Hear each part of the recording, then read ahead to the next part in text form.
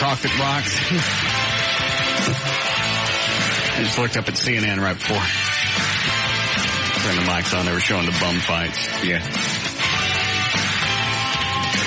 First, I wasn't too interested. That looks kind of funny. Yeah, I tried to send that site to you. You can't get on it right now. Because it's under construction. So the concept is they just like bums whip the crap out of each other and you pay to see it. Yeah. There was some kind of controversy. Does anybody know what the downside is? There was a reason CNN was carrying the story. Nope. The bums get part of the take, right? I don't know. It's back up. What's on the site? Bums beating the crap out of each other. That's simple. Nothing fancy. What a pisser. Yeah. Great idea. Standing on the street corner every day and you don't even think about it. What if this guy beat the snot out of this guy? And we just video. Evidently, they have videotapes available that you can get. All right. Okay. Everybody have an okay weekend? Yes. You? No, mine sucked. I hear you got a snake loose in your truck, Dan. Yeah, I'm afraid so. How did that happen? Took the snake from here, and rather than just let it go out in the soccer field or run across the street, let it go in the park. This is the one that dookied in JD's bag. Yeah, right? yeah. Did you tell him about the email, JD, you got from Everett over the weekend? Yeah. What? It's just, you got an email from Everett. In the subject line, it said, let's review. And then in the text of the message, you slung snake dookie on me. That was it. Or to recap. Yeah, to recap or whatever. And I just wrote back, you're welcome. New experience. So you came back up? I got the snake, and we had him in a big paper bag in here. And so I thought, you know what? Rather than doing that, I'll just take him home, and we have that big field behind the house. Yeah, and this is a snake that eats rats, right? Eats rats and mice. So I thought, great, I'll let him go back there. I get about halfway home, I'm running low on gas, I stop. I get back into the car after pumping gas. The bag is tumped over. Leg on its side, no snake in the bag. I can't find the snake. I mean, did you it was short of tearing the truck apart. You went through everything, right? I took the back seats out, trying to get underneath because there's a small crawl space back there. I figure he's probably in the AC system somewhere now. Why don't you stick a dead rat on your seat? I thought about buying a mouse. Or just, a mouse in a little cage. And putting it in the cage and leaving it in the floorboard. Yeah. Tried a bunch of different stuff. A little bowl of water down there, a little saucer full of water, seeing if he'd come out. If he's come out, it hasn't been well. Okay. And, of course, he tells his daughter on the way to school in the morning. I waited until, she's in the car and can't get out. Well, she hasn't ridden with me since Friday, so Monday it suddenly occurred to me, you know what? She doesn't know about the snake in the truck, so I better let her know. She get out? She was in the back seat before I knew what was going on. She was up and over screaming, Daddy! Didn't even ask if I was joking. Good. Hold on. I have a nice new bag. What'd you get a new bag for? Because the other one had snake dookie in it. Well, it would rinse out. Did it stink? Just the thought that there was snake dookie all over it. When did he start the dookie? When he got down inside JD's bag and got hung on some of the threads, loose threads in the bag, we couldn't get him out. He had entwined himself through those threads, so we're trying to get his head loose so he didn't get hurt. Yeah. We're being gentle. Right. Well, he didn't respond well to any of that and decided to let spew forth. So he was spewing forth from his little hiney. Ooh, right, right. Basically.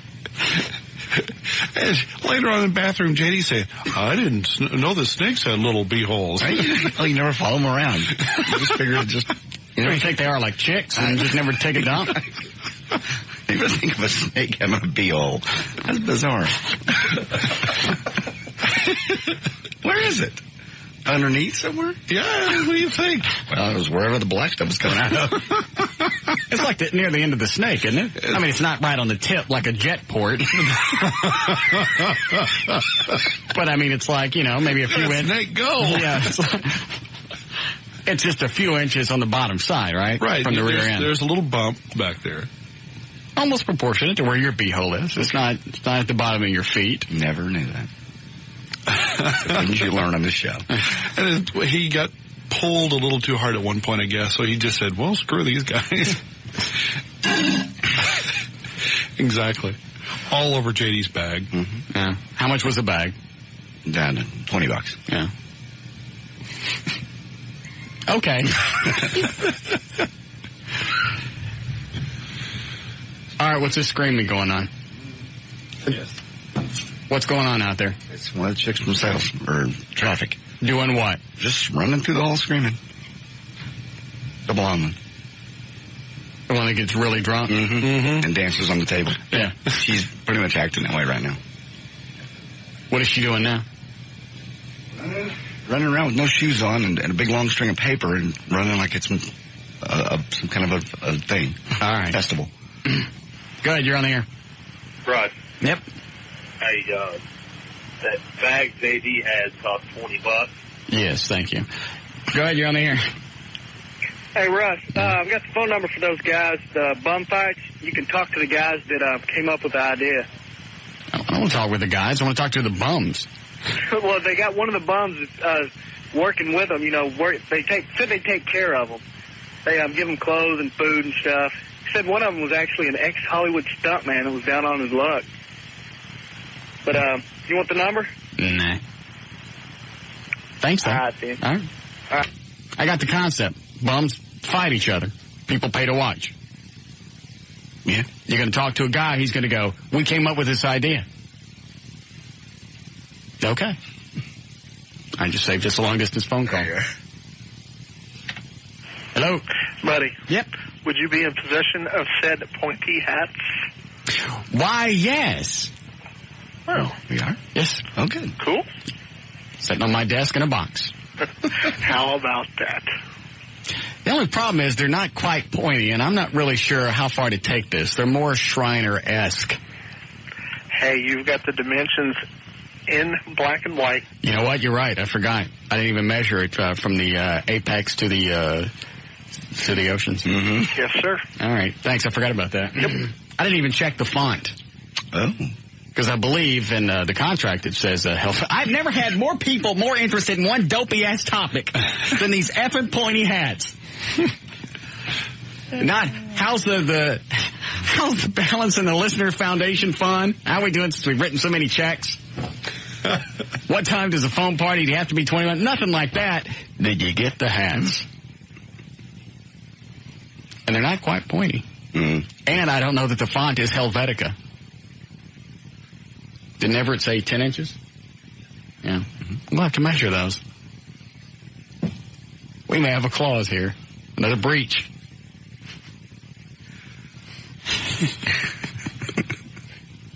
I'm just trying to think of something for the next contract come 2006. Hello?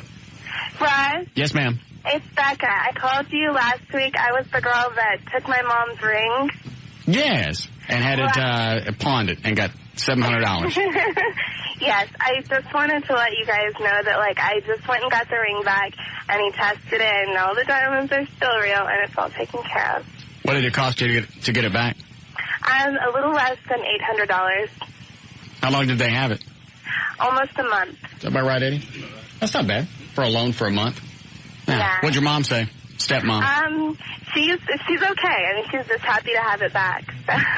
Well, congratulations. She was ready to call the police on me there. Yes, I know. But everything's okay now, right? Yes. Mm.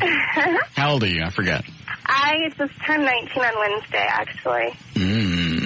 Yes. Where are you right now? I'm in my car. How lucky for you. What part of town? I live in Richardson. Is that where you are right now? Yeah. No. Yes. Sometimes the car leaves Richardson. Guys, don't give me a hard time. So you're in, I forgot, where'd you say you are, Richardson? Yes. Why don't you come to the station and let us view you? I would love to. Russ, I know that I've dated an older guy, and I know that you're a little older than him, but honestly, Yes. you have the sexiest voice. Yes, I do. I've seen your picture on the website. Yeah. You really sound so sexy. I'm not bad for 45. You're not 45. Yeah, I know, but I'm not bad for that. That's what I'm going to start doing. I'm just going to tell people I'm like 4 or 5 years older. So they look at me and you go, damn, you look good. I was going to guess like 43.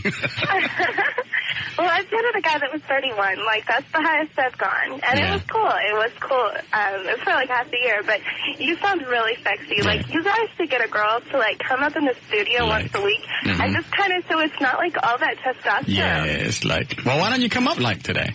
I would love to, Russ. I have to work at 5. Like, if I could come tomorrow. Like, what do you do at work? Awesome. What's your job? I work at Razoo's. I'm a waitress. Work at what? Razoo's. Oh, Razoo's. Yeah. Plano? You Richardson? guys should come in and eat at my restaurant. There's one in Richardson, right on Central. Yeah, I work at the one in Richardson. Yeah. Are you going to be there at 5? Yeah. Are you working tonight? Yes. Till what time, like? Probably around 10. What do? You waitress or bartend? I waitress. Yeah. Maybe we'll swing by. That would be awesome. Like, yeah. I have long brown hair. Long brown hair? Yeah. I forgot what's your name? Rebecca. Rebecca. Okay. I'll swing by and see you this evening. Okay. Okay. Okay, bye, Russ. Okay, Malls rock. All right. 19. What? Nothing. Yeah. This is cute. Pert. I want to eat her. I can no longer hide my true emotions. you held off there for 15, 20 I'm sorry. I tried to conceal it with compassion and caring, but I want to eat her. I want to eat her razoo. Big hairy razoo. Or snapper. Because right now I don't smell. She's only 19. It don't smell like snapper. It smells like potpourri. The little hint of snapper. Now's the time to get it. Oh, yeah. You leave something in little tight quarters in a little moist area for, years and years and years, they start to go bad. Yeah. I want to eat her. That's the phrase I used before I love you. You don't want things to move too quick. No. Oh, I was watching the, the other half, the other view, the other side? Other something, yeah. Other half. Runs at noon on Channel 5. Right. And I watched that during the commercials on Channel 8. They were talking about, would you tell it, it's almost like now they're copying the show too. Would you lie to get sex? Guess what most of them said? Of course, we'd never lie. Lie to a woman? Never. The only one that said he would Danny Bonaducci. was Danny. Yeah. He's the only thing that has any saving grace, and he gets a little cheesy at times too, but more often than not, he slants towards the real guy thing. That new black guy that they added, which is an absolute just a waste of inches on my TV set. So is this a fourth guy now? Yeah. They had 4 guys, bald-headed black guy, and then they kicked him off. Right. The 3 white guys kicked him off. And then they added this other black guy. I don't even know what he does. He laughs at all his own stuff. They all talk at the same time. It's a train wreck thing, but I still like to watch it. No, I'd never lie. That's too important. You lying bastard. That was Mario. Oh, Mario was, I did it when I was younger, but as I got older, I realized how important it was not to lie to people about, to get sex. You're lying right now just to get these chicks in the audience wet. He would really love me. Yeah. That Mario is so sweet. He's so compassionate. He's in touch with his inner self. I want him to eat me.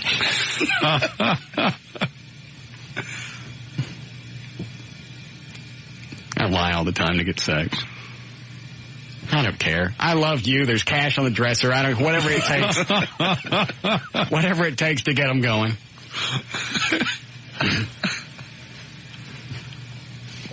I shoot tennis bracelets. Just sit there and wait. Lied. All right. Do we need a break before we do news, Eddie? Yes, please. Okay. Take a quick break. We'll come back and start this schluck.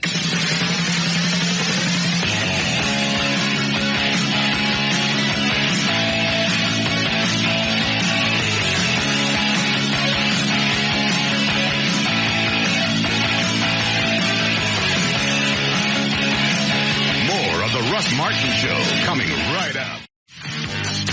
Here are the rules for calling the Russ Martin Show.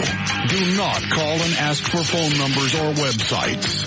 Do not call with a joke you saw in a movie, on TV, on a bumper sticker, on the internet, or you heard in the 8th grade. Do not call and ask for advertisers' phone numbers. Call information and ask them. Do turn your radio down. Do get to the point. Practice in front of a mirror before calling. Do not waste time telling Russ your name. He's far too important and busy. He won't remember it anyway. If you understand these rules, call Russ now at 214-787-1053. All right, let's start news here. 3:35, J.D. Ryan is on the new. You got audio? Yes. Give me the disc. Thank you. He's on the new 105.3 FM Talk with news. Thanks. News brought to us by Nextel. Get right through with Nextel Direct Connect, the digital two-way radio feature. Nextel, how business gets done. Call them 1-800-NEXTEL-9. It is Monday, May 13th. Birthdays today go to Dennis Rodman. He turns 41. Stevie Wonder, is 52. Bobby Valentine, ex-Ranger guy, is 52. B. Arthur turns 79 today.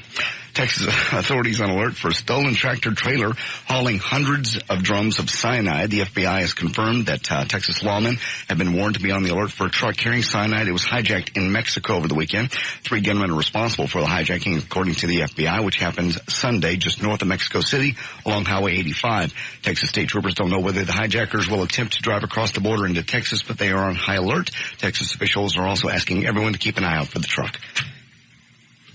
Speaking of trucking, the trucking industry says it wants to do its part to combat terrorism.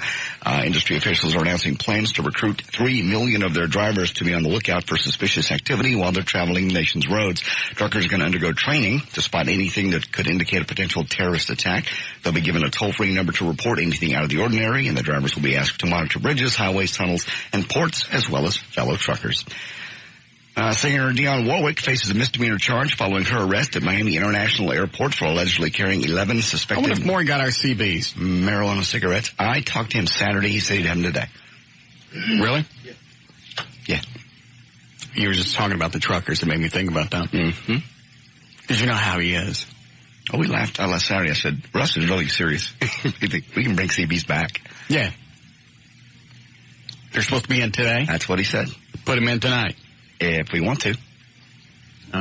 He said about a half hour or so. Dionne Warwick, 61 years of age, charged Sunday with possession of less than 5 grams of marijuana, punishable by up to 1 year in prison if convicted. She signed an affidavit promising to appear in court on the unspecified date, and she was released. One of the ways the U.S. Border Patrol has cracked down on illegal immigration from Mexico is to close off some of the more urban crossing areas and force illegals through a brutal stretch of the desert south of Arizona, where summer temperatures reach 130 degrees in the shade, where as many as 1,000 of these immigrants have died in the last 3 years. Now, among them, 11 immigrants who tried to make it across last year are suing the U.S. government for not providing water.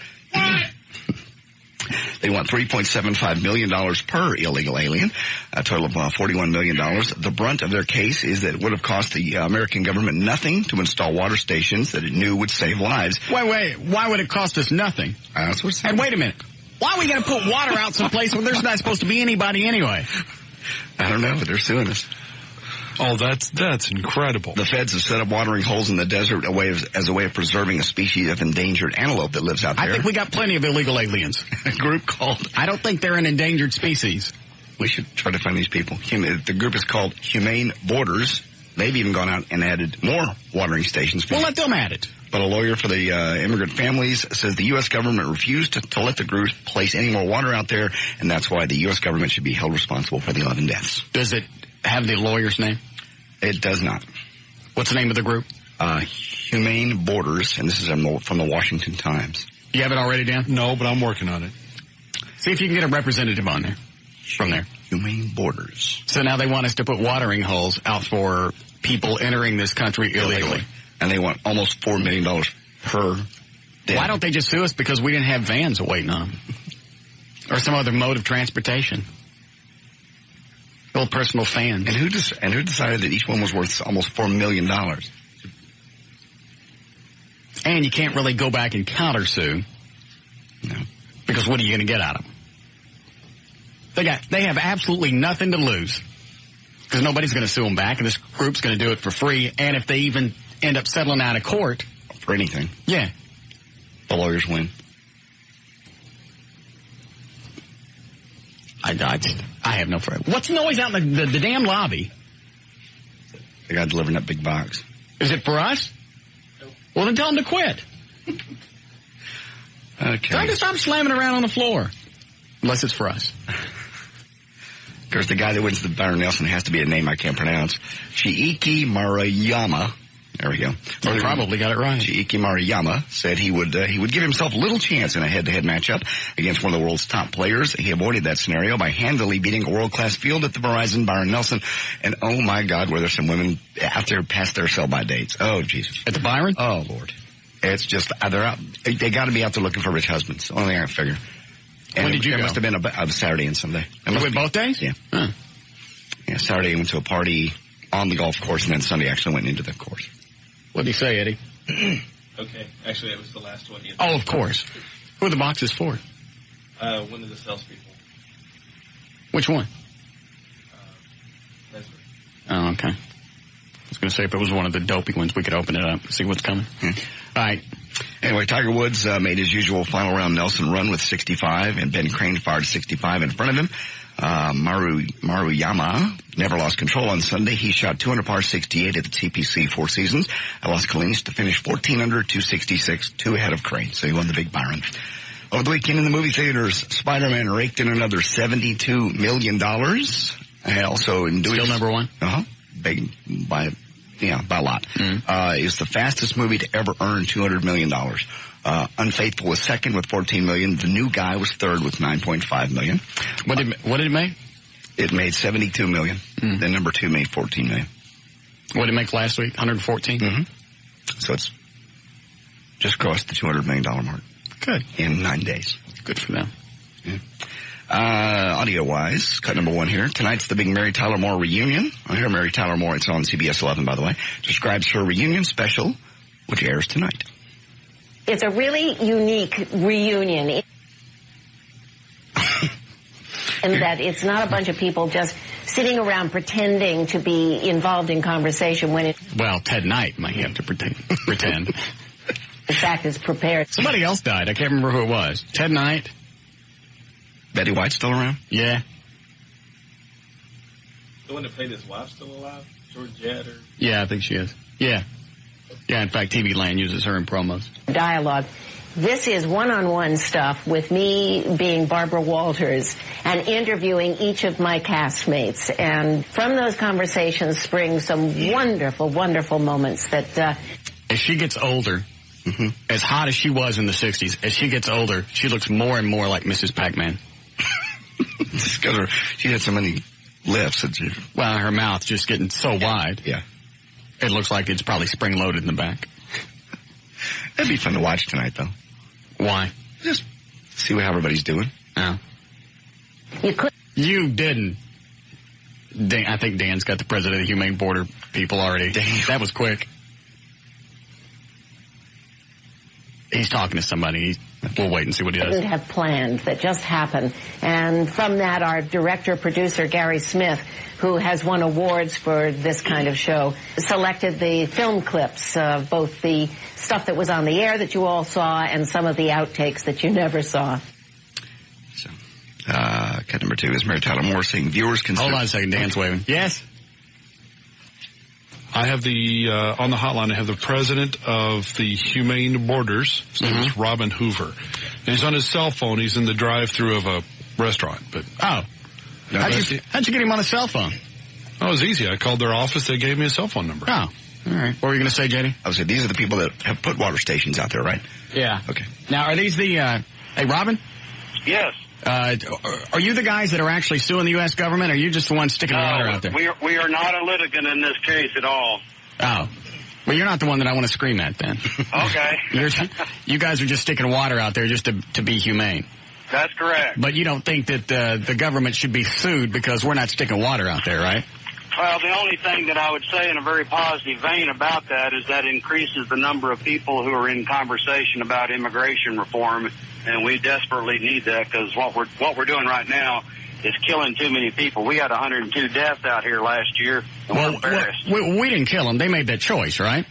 I understand that we did not intentionally, but I do want to make it abundantly clear that the INS a few years ago, 2 years ago, said that the purpose of the Southwest Initiative of the Immigration Naturalization Service I don't know what he's saying. Was to, quote, close down the urban areas and, quote, force the migrants into the open desert where they're more easily apprehended.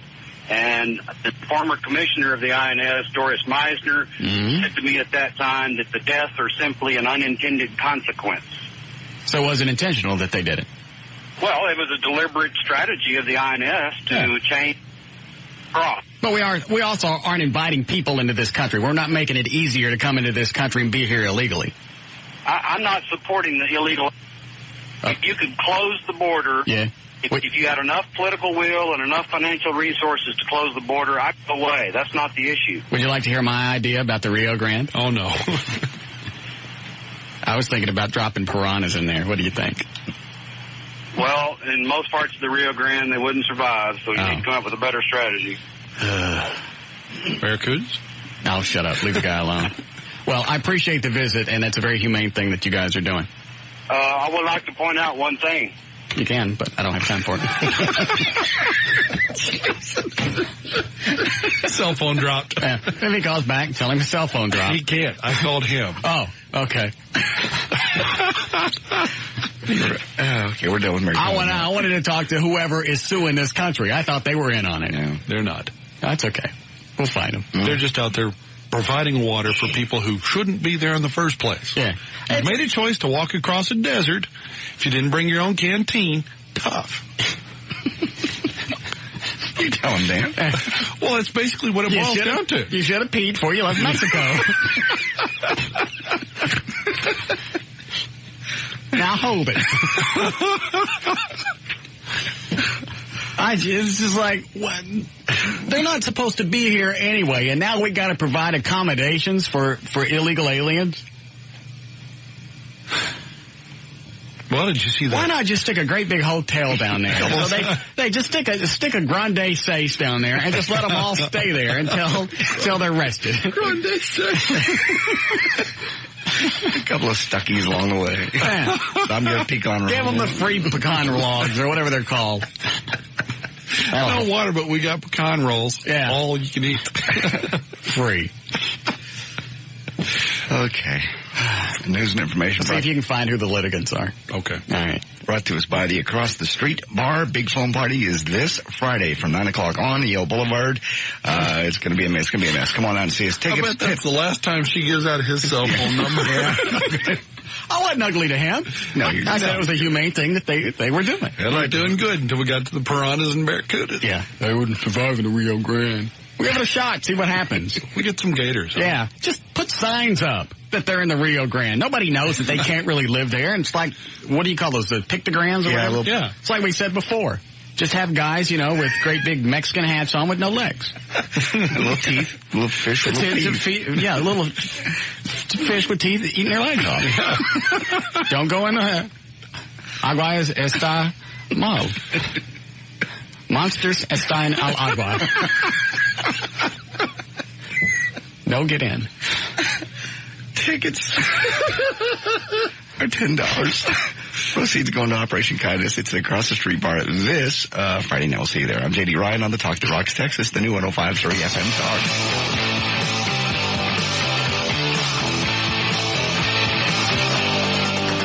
More of the Russ Martin Show coming right up.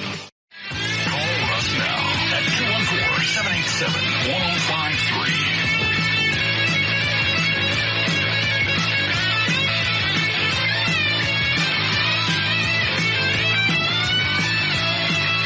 Hey, Dan.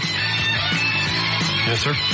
There is some weird commercial thing in here on the computer log. See, can you get a... Hold a Bob McNeil, please. Okay. Thank you. I'll do traffic in the meantime. All right, check on traffic. Jonathan Dodge at the controls of the new 105.3 FM Talks. White Lightning. Why, figure this report brought to you by Smirnoff Ice and Randall on eastbound. Will Rogers provide 35-45. Right lane is scheduled to be blocked and till 9 p.m. Friday due to some construction. Happy motoring eastbound 635 LBJ and Josie Lane. Exit lane is blocked with delays as far back as I-35. Due to an accident involving a box truck. Southbound Louisville, Wolf Walker. Minor delays at I-35 due to an accident. Northbound 35 Central at Haskell. Stall vehicle blocked in the right lane. Slowdowns on to Woodall Rogers. This report brought to you by Gary McKinney of Sonic Automotive. That's traffic. That's Jonathan Dodge. And the new 105.3 FM. White. Like it. Thank you, Jonathan. Clear and cool tonight. 51 for the overnight low. Sunny and warmer tomorrow. Should be about 80 for our high. We have 73 degrees now at the Talk That Rocks, Texas, the new 105.3 FM Talk. Go ahead. You're on the air. Yeah, I was wondering, have you said anything about the pointy hats today?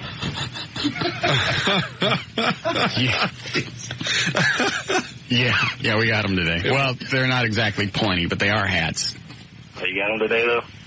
Yeah, but there may be another technicality here, since they're not exactly pointy. Oh, all right. All right. Thank you. You almost sounded disappointed. Yeah. I mean, you got them. Yeah. People wanted to fight. Bob is on the hotline. Oh, thank you. Robert? Yes. Where are you? What number hole is this? What number hole is this? 16. I can hear birds in the background. Is it just one of the golf days, or what are you doing? Well, there's a tournament today for the Center for Decency. You are kidding me. No, I'm not. No, I'm not. Who's with you? I can't say. I need to set up a talent fee. Reed. Yeah, Reed wants to know how you could beat him out of a talent fee when you already had the dinner and agreed to it. But that's just another issue. No, we didn't agree to anything. But that's another story. So wait a minute, you guys are playing in a golf tournament for the who? The Center for Decency. And how did this happen? Can you hold on a second? I got to hit a shot. Go ahead.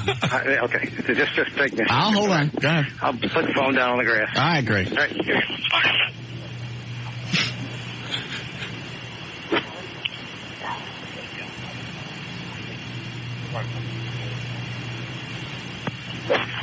He hit it. It's going.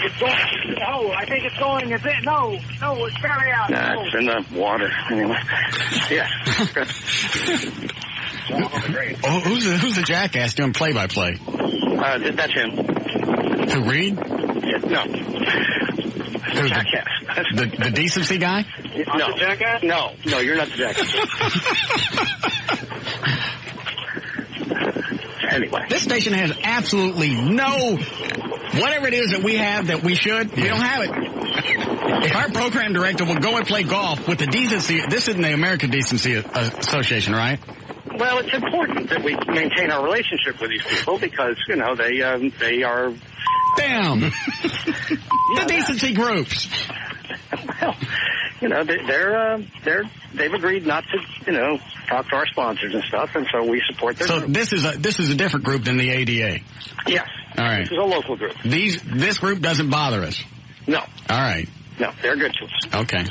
It's the good decency group. Yeah. I don't think they like us, but they don't bother us. There's something on the commercial log that says listener salute. What the hell is that? Well, that's the mailer. Oh, by the way, one of the guys in my foursome got one, and he said, "What is this crap I got in the mail? It's got like Howard Stern on it, Russ Martin on it. Are these radio stations promoting Howard Stern?" I said, "Yeah, that's ours." Oh, the decency guy? Yeah. Put him on the phone. Let me visit with him. I can't. He's on the other side of the green. Oh. All right, so what's the contest? Because I'm not up to speed. I even got one in the mail. Nice putt, Reed. I think he's going to put that one in.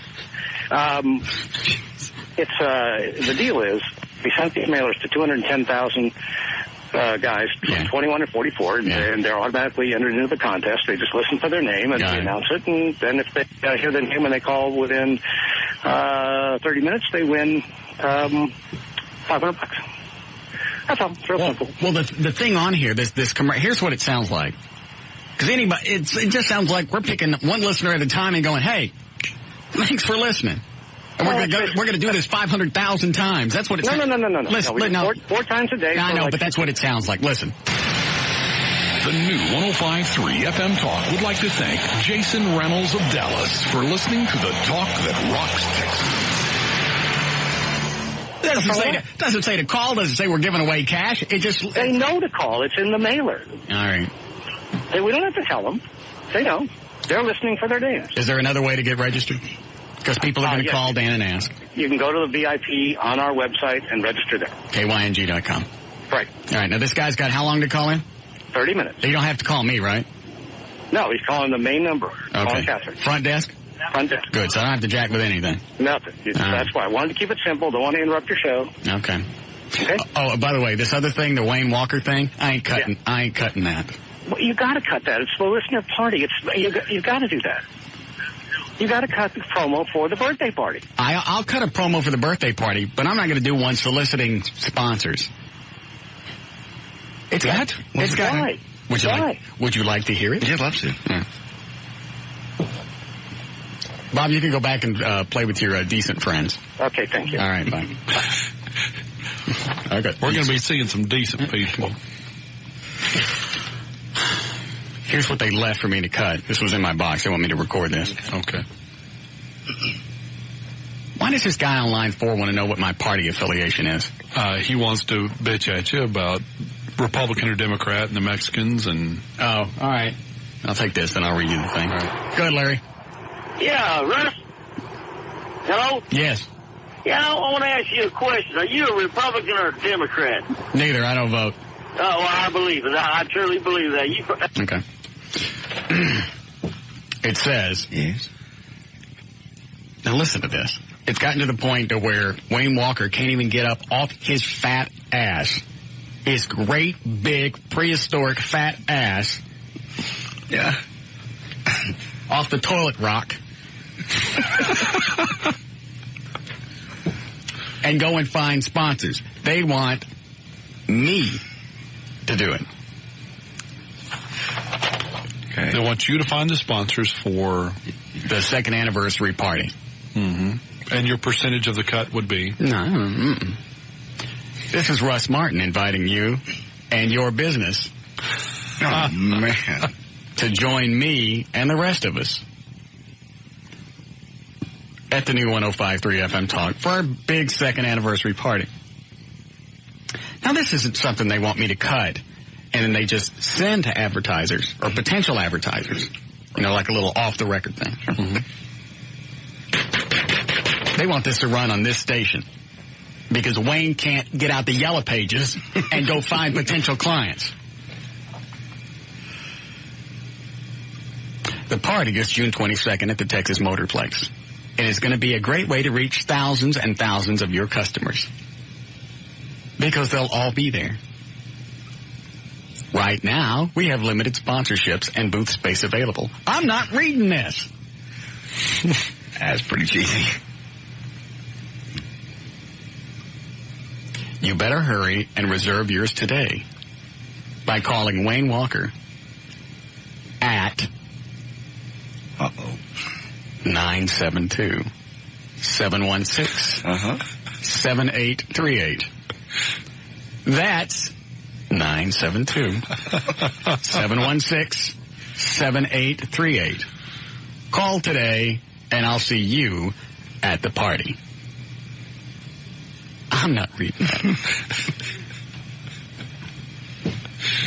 Let Wayne Walker do it.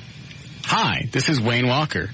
I'm too fat and disgusting to get up off my great big spreading ass and go look for sponsors. Make it easy for me and call me at my desk. At which I'm encroaching right now. I'll be happy to pick up the phone with my 3 fingers and take your phone call. Isn't that why we have salespeople? They go out and do this? No, now they want us to do it. It's not bad enough. We run like 26 commercials per hour. Now they want me to read this and ask for some more.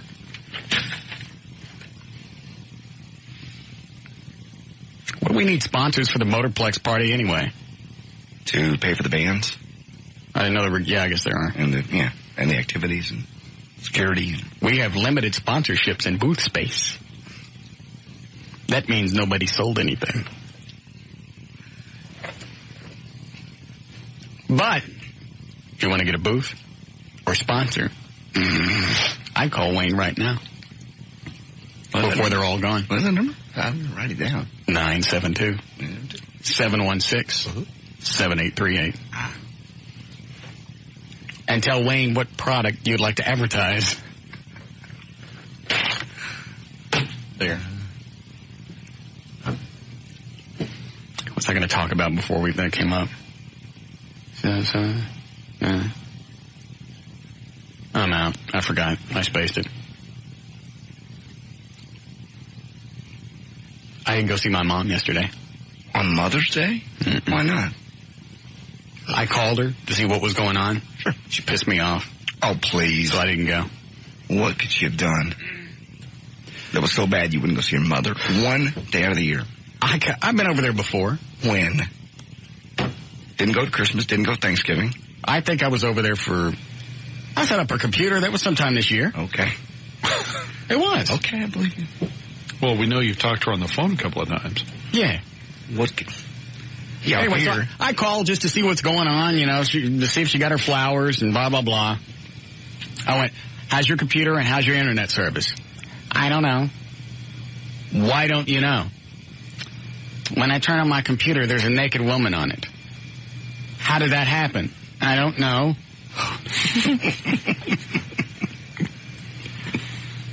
So she doesn't turn it on now? No.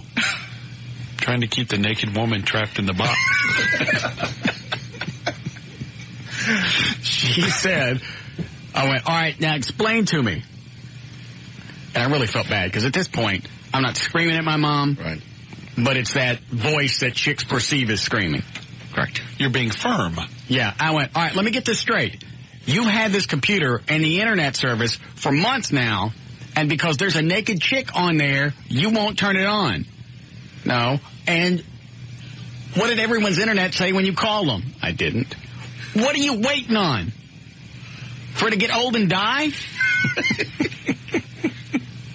I went, when does the naked woman come up on your computer? She goes, when I turn it on. I went, as soon as you turn it on, it's where? On the screen. Are there any... When you turn it on, does she immediately come up, or does it come up later? Well, it's on the screen. On your phone there. I said, when it comes on, do you see the little thingies that you click on to make other things happen? She said, yeah. I went, all right, so you got the little icons, the little programs that you double click, and good things happen from that. She goes, yeah. I went, when do you see the naked woman? When I hit that E twice. All right, so when you log on, there's that naked woman. Yeah. But it's on my computer, and I don't want to see it. It's not on your computer. Obviously, that's a website. Right. She's changed, her She homepage. accidentally changed her homepage, yes. She said there had been a bunch of people over at the house, and somebody was on her computer. Then she goes to turn it on, and this naked lady pops up. I went, all right, here's what we're going to do. I went, you hold on for a second. I went downstairs. I took a shot. I come back upstairs. Here's what we're going to do. I went, first of all, why is anybody else on your computer? I don't know. Yes, you do. Well, it was just on. Don't leave it on. All right, here's what we do. Go to that E and right-click on it. What? Oh, no. You know the left, the mouse and the button on the left? Yeah. I went, don't use that one. You want to do the one on the right. She goes, okay. I said, now what comes up? So I walk her through the whole thing. I went, let's go to properties. Right. Mm-hmm. She goes, is that naked lady going to come up? No! Took me 45 minutes to change her homepage. Something that takes 10 seconds. You could have driven over there and seen her and then done it for her. No. Why? Because. Why? It was Mother's Day. I know. Okay. Someday. So now, I went, all right, highlight that little box. Now, move the cursor around till it looks like it's in that box and hit delete. Okay. I went, now just type in any web page that you want. That'll be your home page. Well, which one? I just pick one. Anything that you like that you go to a lot. Well, there's so many of them. Just pick one! I went, let's do this. This will be easy. It's got a lot of nice stuff on it. Just put in MSN.com. Right. Bunch of nice little things for you. Well, I leave out the 3 W's and the dot. She doesn't know to do that. So we got to go back and we got to do that. I went, all right, now click on the thing that says, what did I tell her? Default. Right. Like to set as default. I can't see it. It's right there underneath the box. There are 3 little rectangular boxes right underneath it. It's the one in the middle. I can't see it. It's right there. Just driven over and done this for her.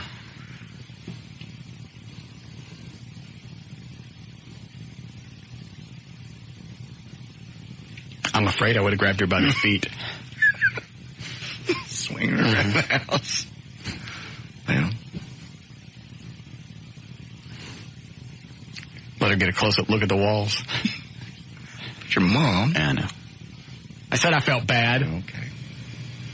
You should go over and apologize. Someday she'll be gone and you'll be sorry, like my mom. You want to swap? So we get the web page changed. Right. So that's all set. That's done. I went, just to make sure, let's go ahead and clear out the history and all the other stuff. Oh, God. You're just begging for it, aren't you? Well, we already had that box up with the properties. I went, let's do this now. As long as we're here. Right. It's not that hard.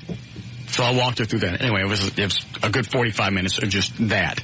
But it pissed me off that she's got this naked chick on there. She doesn't call me. She doesn't call EV1. She doesn't do anything. She just lets it sit there, and she's afraid to turn it on because when the website comes up, it says, you got to look. It's something flashing like, click here to download to see, great big hairy razoos. Eat us. She goes, that lady's telling me to do something. I went, don't do it. Mesmerized by the flashing box. Yeah, that flashing box is I sold my house. Bless her heart. And I went, why didn't you just email me? Oh, I can't get that to work. I said, when they set you up with this service, what did they tell you for the email? She said it would come in the software and I could do all of it. Did you do it? I couldn't figure it out. What did they say when you called them back? I didn't. Thank God it's not costing me a bunch of money to have internet service, whether she uses it or not. Not using it. I went, call them Monday, and they'll walk you through it. It's easy. It's too hard. I won't. You want me to just shut the damn thing off? If that's what you want to do, I'll do it. Not only will I call EV1, I'll have them cancel your service right now. I'll have them send somebody out there to strangle you. So, nice Mother's Day for you, in other words. Yeah. Yeah. And we get through all of this, and she goes, are you coming out later? I went, you're out of your mind. You're supposed to take her out to dinner. This is 8 Mother's Days wrapped into one. This 45 minutes that I spent with you. Don't expect to hear from me until like 2010. She sent her flowers. That was nice. That is the worst, the absolute worst thing I've ever given her in my life. The computer. I thought it would give her something to play with. Sure. Just get on there, type. She watches TV. She likes to do the QVC. Mm-hmm. She does all kinds of crap there from the QVC. Little black and white TVs that run on monkey snot. Just anything that you'd want, she gets from QVC. Yeah. Jewelry, food, pets. Pets. I don't know. I'm out of stuff. And what they have a website. You can go. You can do all of that. EV1 will talk her through that, won't they? Oh, yeah. Yeah. Just the email, right? Because that's all she's having problems with. Could have done over the weekend, actually. Well, I told her, I said, I think they're there 24/7. Well, I can't do it because she has to hang up to get on the internet. You don't have to be on the internet to get this fixed. I'm just done with that.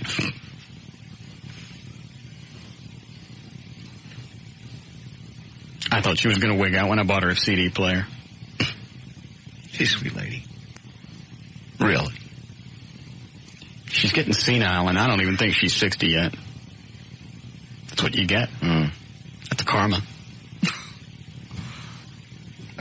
Irma. For dragging me behind a mini bike? Drag you behind any mini bike. Yes, she did. No. I told you about the Chinese water torture, didn't I? Yes, with the mason jars instead of water. Yeah, she didn't want to waste the water. I told her a bunch of stuff pretty quick. Go ahead, you're on the air. Hey, you got to tell Russ to get his mom a web TV. It's a hell of a lot easier than dealing with that computer. Can you do email on a web TV? Yes. Email? Pardon me? You know what? You're probably right. Thanks. Web TV is just email. You do email, right? Yep. And you can browse, surf the internet. You can do anything that you can do on a computer. She's never going to do programs. She's never going to do my Word Perfect or whatever. Yeah, and basically that's all it's for. I mean, you can surf the web. You can save. She can do it on her TV. On her TV. I figure web TV was about dead. No, actually, I think it's. We run a spot. I'll find it. There's somebody that's offering it right now. Oh. Do you have to use their service though? No, actually, I think almost any cable company carries it now. If she has cable, then or even satellite. No, she doesn't have either one. And she's not getting it from me. Go ahead, you're on the air. Russell. Why didn't you just go over and help your poor mom? Because she wants to talk. Well, that's what moms are for. I can't. And I'm a mom. I'm probably old enough to be your grandma, and I listen to your show. Yes. I'm on the way home from work. Did I get the naked woman off of her computer? Yes, but you Thank could have gotten the naked woman and gotten her on the other stuff. All in I don't know how to do the rest of that. I couldn't. And you know what? In the middle of doing this, shut up. In the middle of doing this, I know I'm getting mad. Yeah. And I'm going, stop. Good God, man, this is your mother. I can't. You try really hard to keep that edge out of your voice. Right. But I have the same problem with my mother. When she calls me and says, I need you to come pick me up at noon tomorrow, and I need to get my car repaired. And she gets her car repaired out in Greenville. Just this mechanic that she's known for 20 years, moved his shop to Greenville. Yeah. So she needs me to pick her up at noon in Greenville on a weekday and drive her to North Dallas back to her townhouse. Walk. So, Mom, I got to do the show. I'm working on stuff for the show. I have to be at the station no later than 1 o'clock. They're rotten socks. Basically, that's what it boiled down to. But I can't do it any earlier than noon. Well, then I can't pick you up. I should have scooped you out with a coat hanger when I had the time. Daniel has no patience with his mom. And by the end of it, I'm not yelling, but it's the same as you. I'm thinking to myself, don't yell at her. Yeah. She's your mother. Good God, it's your mother. You came from this woman's womb. Right. And in the middle of it, I caught myself, and I'm quizzing her like a child. So let me get this straight. You got this internet service, and you're not using it, and you think just by waiting that naked lady is just going to go away. Well, I don't want to turn it on because she's there. Don't look at her. She goes, it's on my computer. It's not on it. It's just a web page you're going to, which means absolutely nothing to them. Right. You're speaking a foreign language to her. She doesn't understand. And I tried to keep it as simple as I could because I knew how I was when I first got my computer. And you know that you're giving the other person grief by being stupid. So I'm trying to keep that in mind. But God. No. Yeah. Damn it. She was driving me nuts. And I tried. I tried to be a good son. And I think I was the best son by not going over there.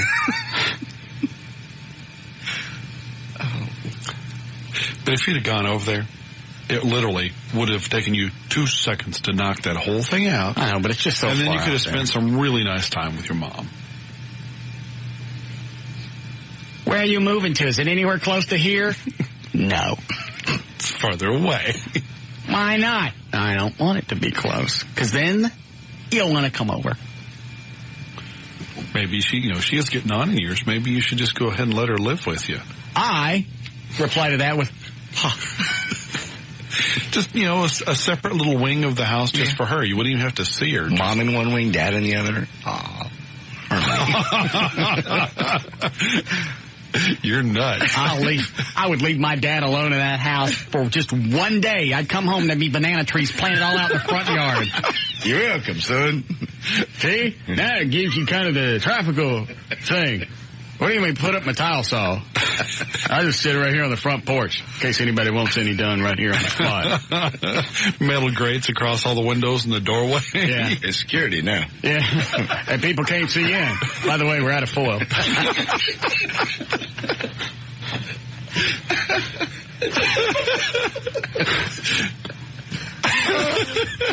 How long do parents last? Someday they'll be gone like mine, and you'll regret those statements. You think? Yeah. Okay. Yeah, I can hear the regret in Russ's voice now. Wish my mom was still alive. We need to fill 10 minutes. Yeah. Yeah. We need a break here, Eddie? Yes, please. All right. Dan, tell whoever that is on the phone to hold on. Okay. More of the Russ Martin Show coming right up.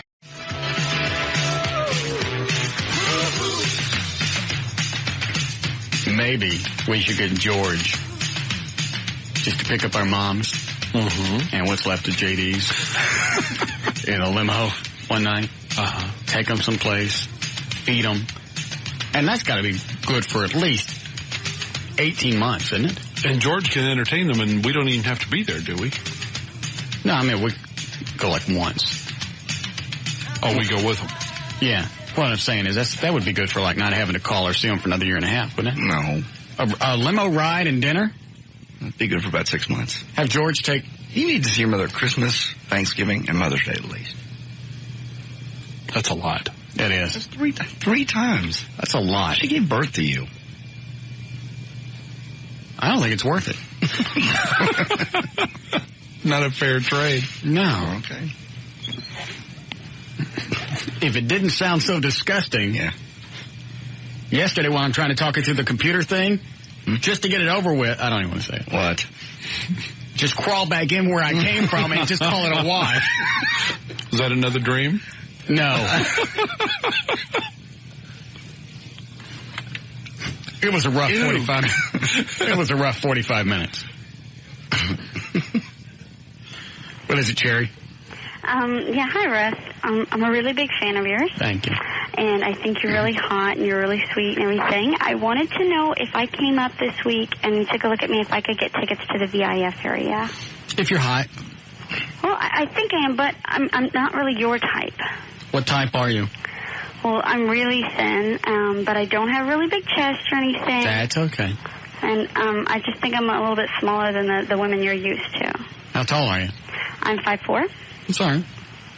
But I don't have a really big chest or anything. That's okay. I know you don't. Are they nasty? No. Okay. No, goodness, no. No, but I just want to let you know, if you give me tickets, I can promise you won't regret it. What do you mean? Well, you know, I know that, have you ever been to a film party before? No. Well, it gets up around chest height, so you can't really see what's going on underneath. Yes, I know. So I just want to let you know that I could make it worth your while. Oh. Oh, I got it. See. Oh, when do you want to come up this week? Because time's running out. Can I come up tomorrow? Sure. What time would you like me to come up? Anytime between 3:30 and 7. Okay. I get off work at 5. Oh, good. So, yay. No, I can be up there about 6:30. Okay. And I don't know exactly how to get there, though. Is there a website? Yeah, go to kyng.com. Okay, KYNG. And they'll have a map and everything? Mm-hmm. Okay. Are you not bringing a date, are you? Yeah. Oh. L.A. Lamont. Oh, okay. But she likes women, right? No. No? Well, she does women's scenes. Oh, okay. So, hey, you know that site, JD, freeones.com? You ever go there? No. No, it's got a listing of a bunch of chicks by, just alphabetically. Oh. She's on there now. She wasn't on there for a long time. Now she is. But she's not bisexual? I don't think so. No. That's too bad. We'll see. Well, maybe I'll bring a girlfriend. Okay. And then we can both. Okay, great. Great. Both of you got to be hot to get in the VIF area, though. Well, I am. I'm really cute. I'm just not your type, I don't think. What is it? Are you just talking about the cans? Because it seems like there's something else you're leaving out. No, that's really it. And I have a couple tattoos. I know you don't like tattoos either. Well, it depends on how big they are. Where are they? I have one on my back and one on my arm. What is the one on the arm of? A chick. And what's the one on your back? It's a tribal bird. How big is it? Maybe 4 or 5 inches. Is it right over the crack in your ass? Well, there is one there, yeah. So it's 3 tattoos. Yeah. Yeah. I like the ones over the little crack. Yeah, little one. Yeah. Yeah, it's a little one over the crack there. All right, well, come on up. Okay. Okay, bye. How many more VIF passes do we have to give away, Dan? Do you know? About half. You said you wanted to give away, I think you said 40? I guess. So we're at about halfway. All right. We only have a few days left. Yes, Shane? Hey, Russ, what's going on, man? Hey, I need... What? I said I need some help. All right, go ahead. I just got one of them little flyers in the mail today that said that the state of Texas released one of those sex offenders with, a guy has indecency with a 6-year-old child into my neighborhood. Yeah.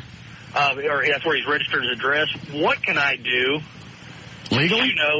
Do you know what I can do to get him out of my neighborhood? I mean, I know it's probably putting signs up or whatever, saying get the hell out, whatever it may be. Legally, I don't know what you can do. Which is what you want to do, right? Right. Yeah, okay. Only thing I know to do is, I guess you could stick signs in your front yard that say, hey, sex offender lives at, like 6412 Creek Boulevard. You know what I'm saying? Right. So you're not putting anything in his yard, so he can't call the cops. But I can stick it, like, say if I got some permission from his neighbor, I can put him across the street from his house, right? I don't see why not. What, Eddie? I believe the state requires that he has to post one in his own yard. You're kidding. No. It says like a child molester lives at this address. Well, I'm going to drive by there and look. I've seen them before in people's yards. Why? Kind of like the cheerleader sign. Some places have the cheerleader sign. And my kid's an honor student and he got molested by the guy next door. Yeah. that would just to stay out of trouble. That would be my suggestion.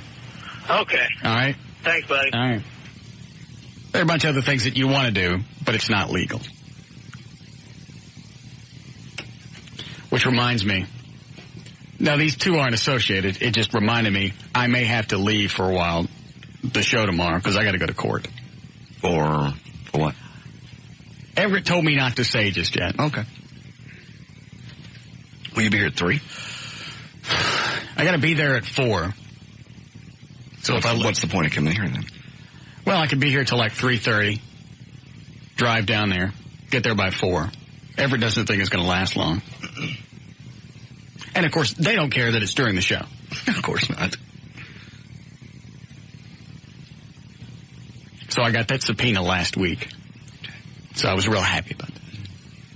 They couldn't move it to a morning time? They don't give a rat's ass what goes on with anybody in their schedules. They're worse than the cable company. All right, we're going to do this at 4. I'm at work at 4. 4 o'clock's all we got open. So I may be gone for an hour or two tomorrow. So we'll have to run best stuff for a little bit. Okay. We'll stay here and keep doing news and stuff. So it's just been a great weekend. Saturday, I didn't tell you guys this. I had to go over to, excuse me. I hurt myself in the garage. I mean, like, bad. What'd you do? I don't even know how to describe it. Fettner said the end result was I could have lost a testicle. Oh. You pulled... I pulled something. It's like right now I'm on Vioxx and Viacom and a bunch of other Vi's that Vioxx for the inflammation. Yeah. And Vicodin for the other goods, the goods, which I got to be careful with. Isn't that what I got doped up on last time? Yes, you took too much and got goofy. Was it Vicodin? Yes. We lost you for a couple of days. Yeah. I'm taking like really small doses. But it's like the pain just shoots right here and down. That's a groin. I was trying to put the air compressor that I got in my garage. I was trying to stick it in the back of my car because one of my friends wanted to use it. Oh. Yeah, it's pretty heavy and bulky. Did you get a hernia as well, or just you pull the... I don't know.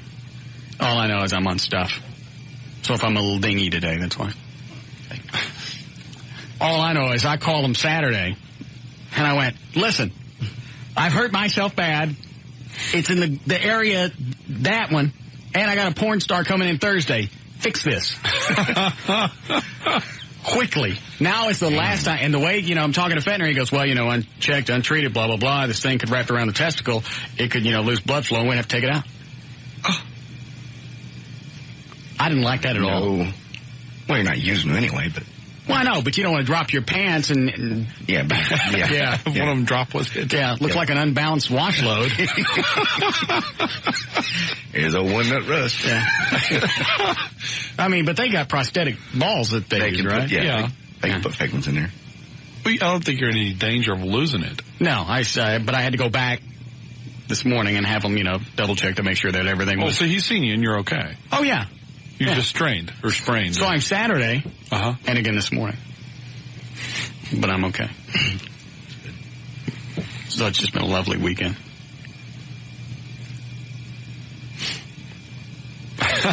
Now I understand why. You keep coming to these long pauses. And when he had me on Vioxx when I hurt my knee, I was taking Vioxx and Vicodin. Mm-hmm. I couldn't focus. Oh, I'd talk and just go, huh? And you kind of lose track of where you are. Oh, I do that all the time. I just feel better. I feel better about the misdirection. Okay. Wonder if they'll let people into the courtroom tomorrow. I don't see why not. It's an open courtroom. I mean, like if listeners want to come. Oh. You want to tell them? What? I don't know which one. I guess I can check with Everett tomorrow. Or tonight and mention it tomorrow. Mm-hmm. Depending on the disposition of the case, I'll share it with you tomorrow. Okay. We need a break before we do news, Eddie? Yes, please. All right. Quick break. We'll be back.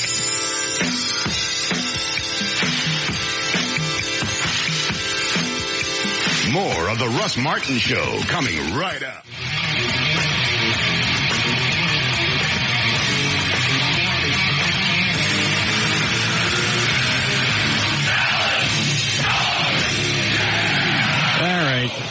For just about 4:50, JD is here. Eddie, producer Dan Lewis, Jonathan is in the thing. Take this and then we'll do news. Go ahead, you're on the air. Y'all had this show on the air last night, where Larry Stanley show, where the guy was real loaded on downers. I guess he'd hurt his knee. It may be kind of funny for y'all to listen to and see what's going on. They had to cut the show short. What time was this? It's the Larry and Johnny show, I guess last night about 11 or something like that. Jay, you look at the schedule on the wall. Yeah, 11 to midnight. It was kind of funny, though. It's an hour? Yeah, 11 to 12. It can show Bob the caliber of show y'all have going on. Oh, I know what happens at this place on the weekends. Yeah. Yeah. It becomes He's hurt his knee or something. Yeah.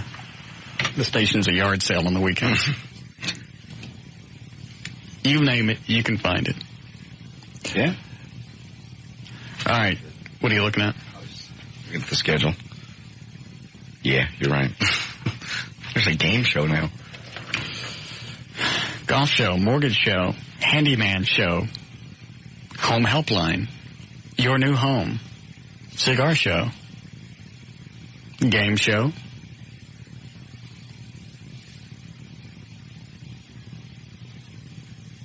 hypnosis show. Yeah. It is right here. I know. I've heard it. Gun show. Mm-hmm. Local music show. Mm-hmm. Some kind of speed show. I don't even know what the hell that is. Speed Freaks. Speed Freaks. About racing. Yeah. Good.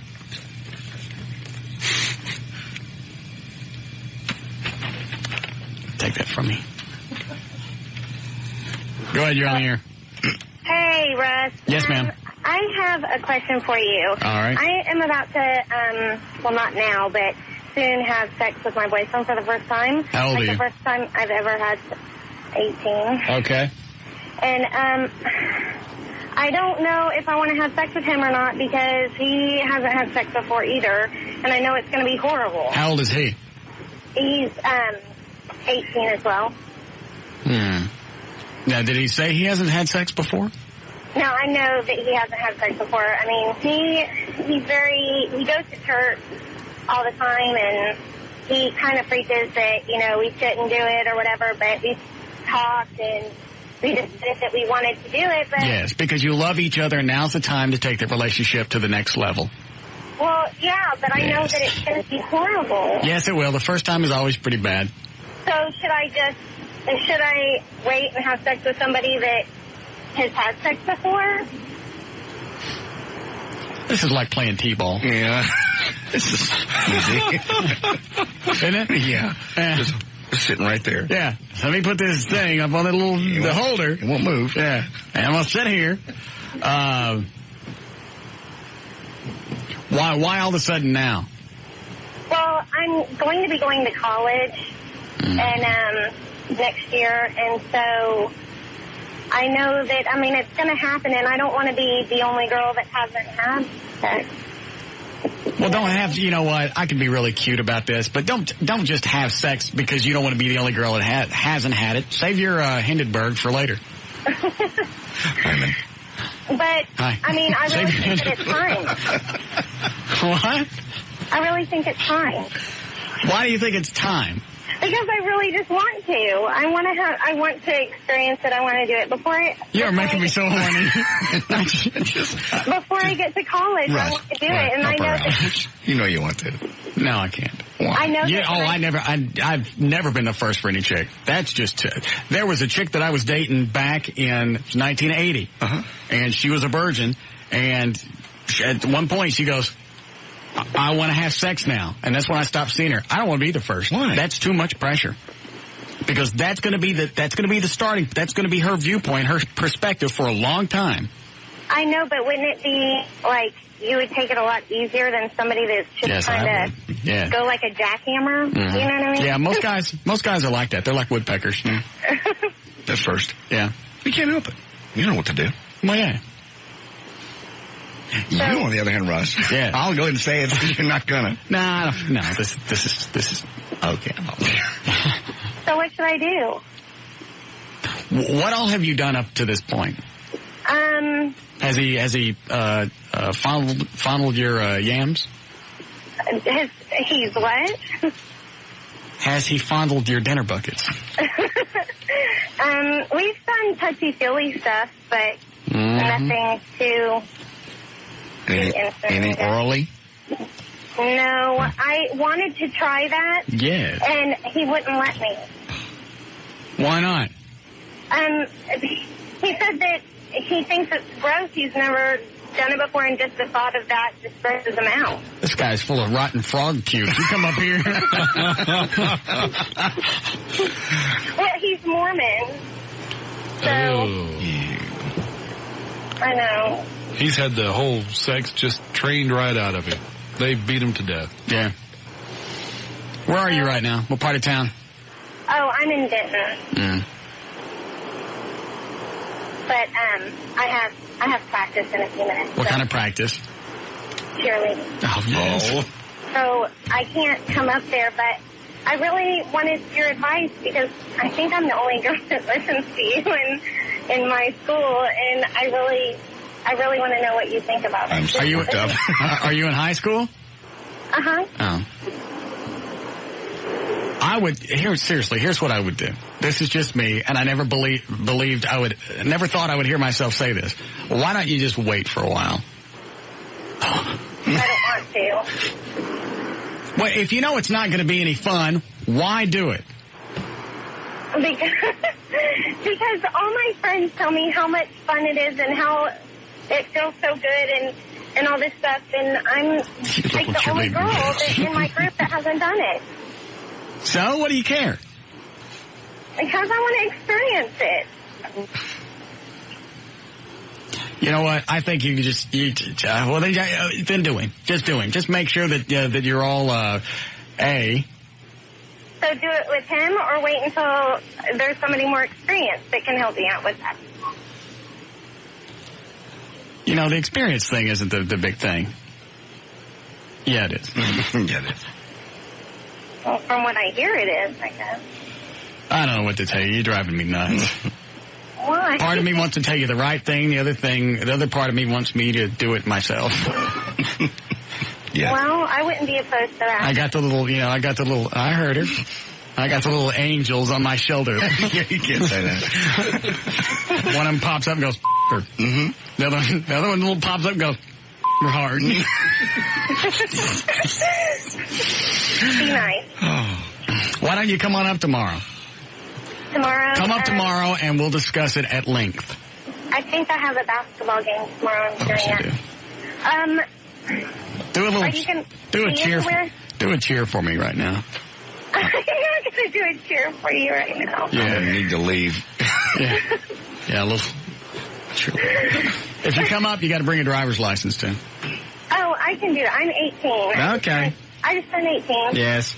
Is there anywhere that y'all are going to be that I can get in? No, I think the foam party's 21 in it. I think so. Oh. Yeah. So those little 18-year-old bonbons got to stay away. Your little balloons, your bangers, your glands, your knobs, your jabos, your hand warmers, cantaloupes. Don't forget breath. Oh, yeah.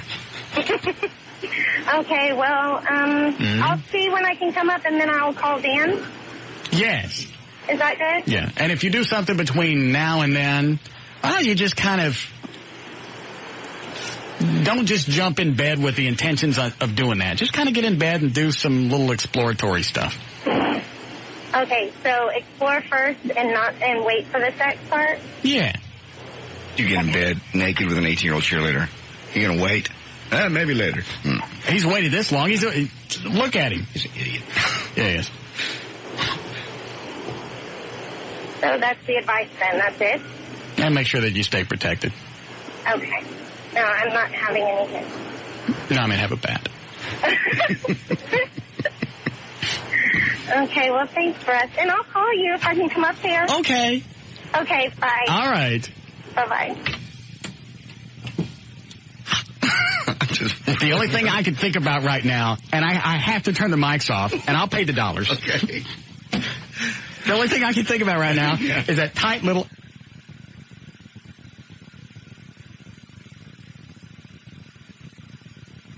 Think it all!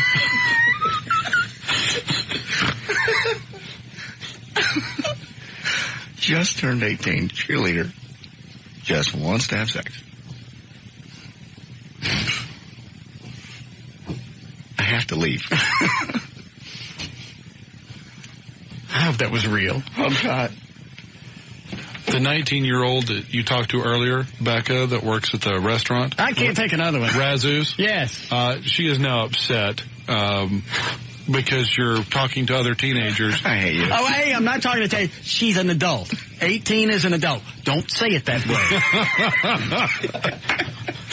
Well, she wants you to come. I'm talking to other adult women. She wants you to come by the restaurant tonight so she can convince you that you don't need any other teenagers.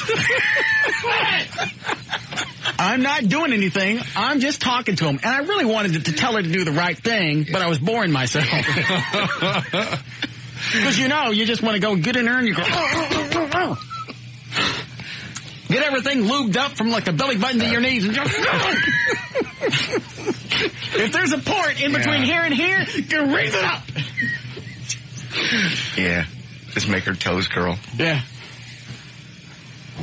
What I use for lubricant? Crisco, I don't care. Spray it with Pam.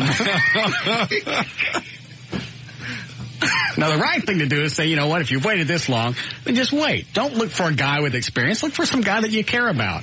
Well, I don't want to go the Pam route.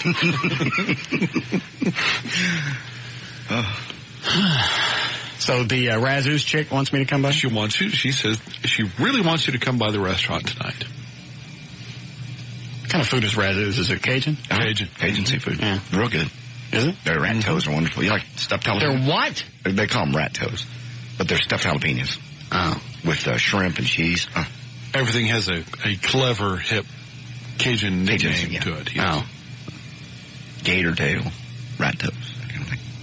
A rat toes? The gator tail is a rat toes the only type of toes they have? Yes. Yes. Are you sure? Yes. Positive.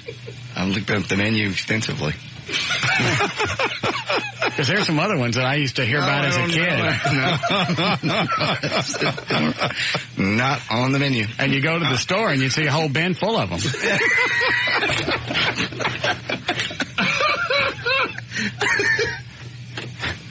No, they don't have those. And you're thinking... You're thinking, well, geez, if all their toes are here...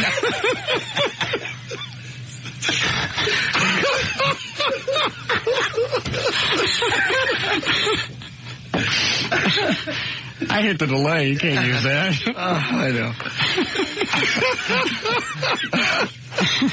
I can use it up to that point. Yeah. Yeah, if all their toes... Well, no wonder they hate us. We cut off all their toes and put them in Albertsons.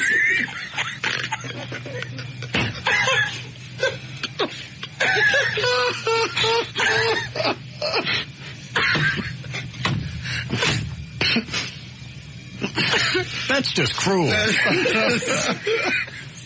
Then you have fireworks that chase them?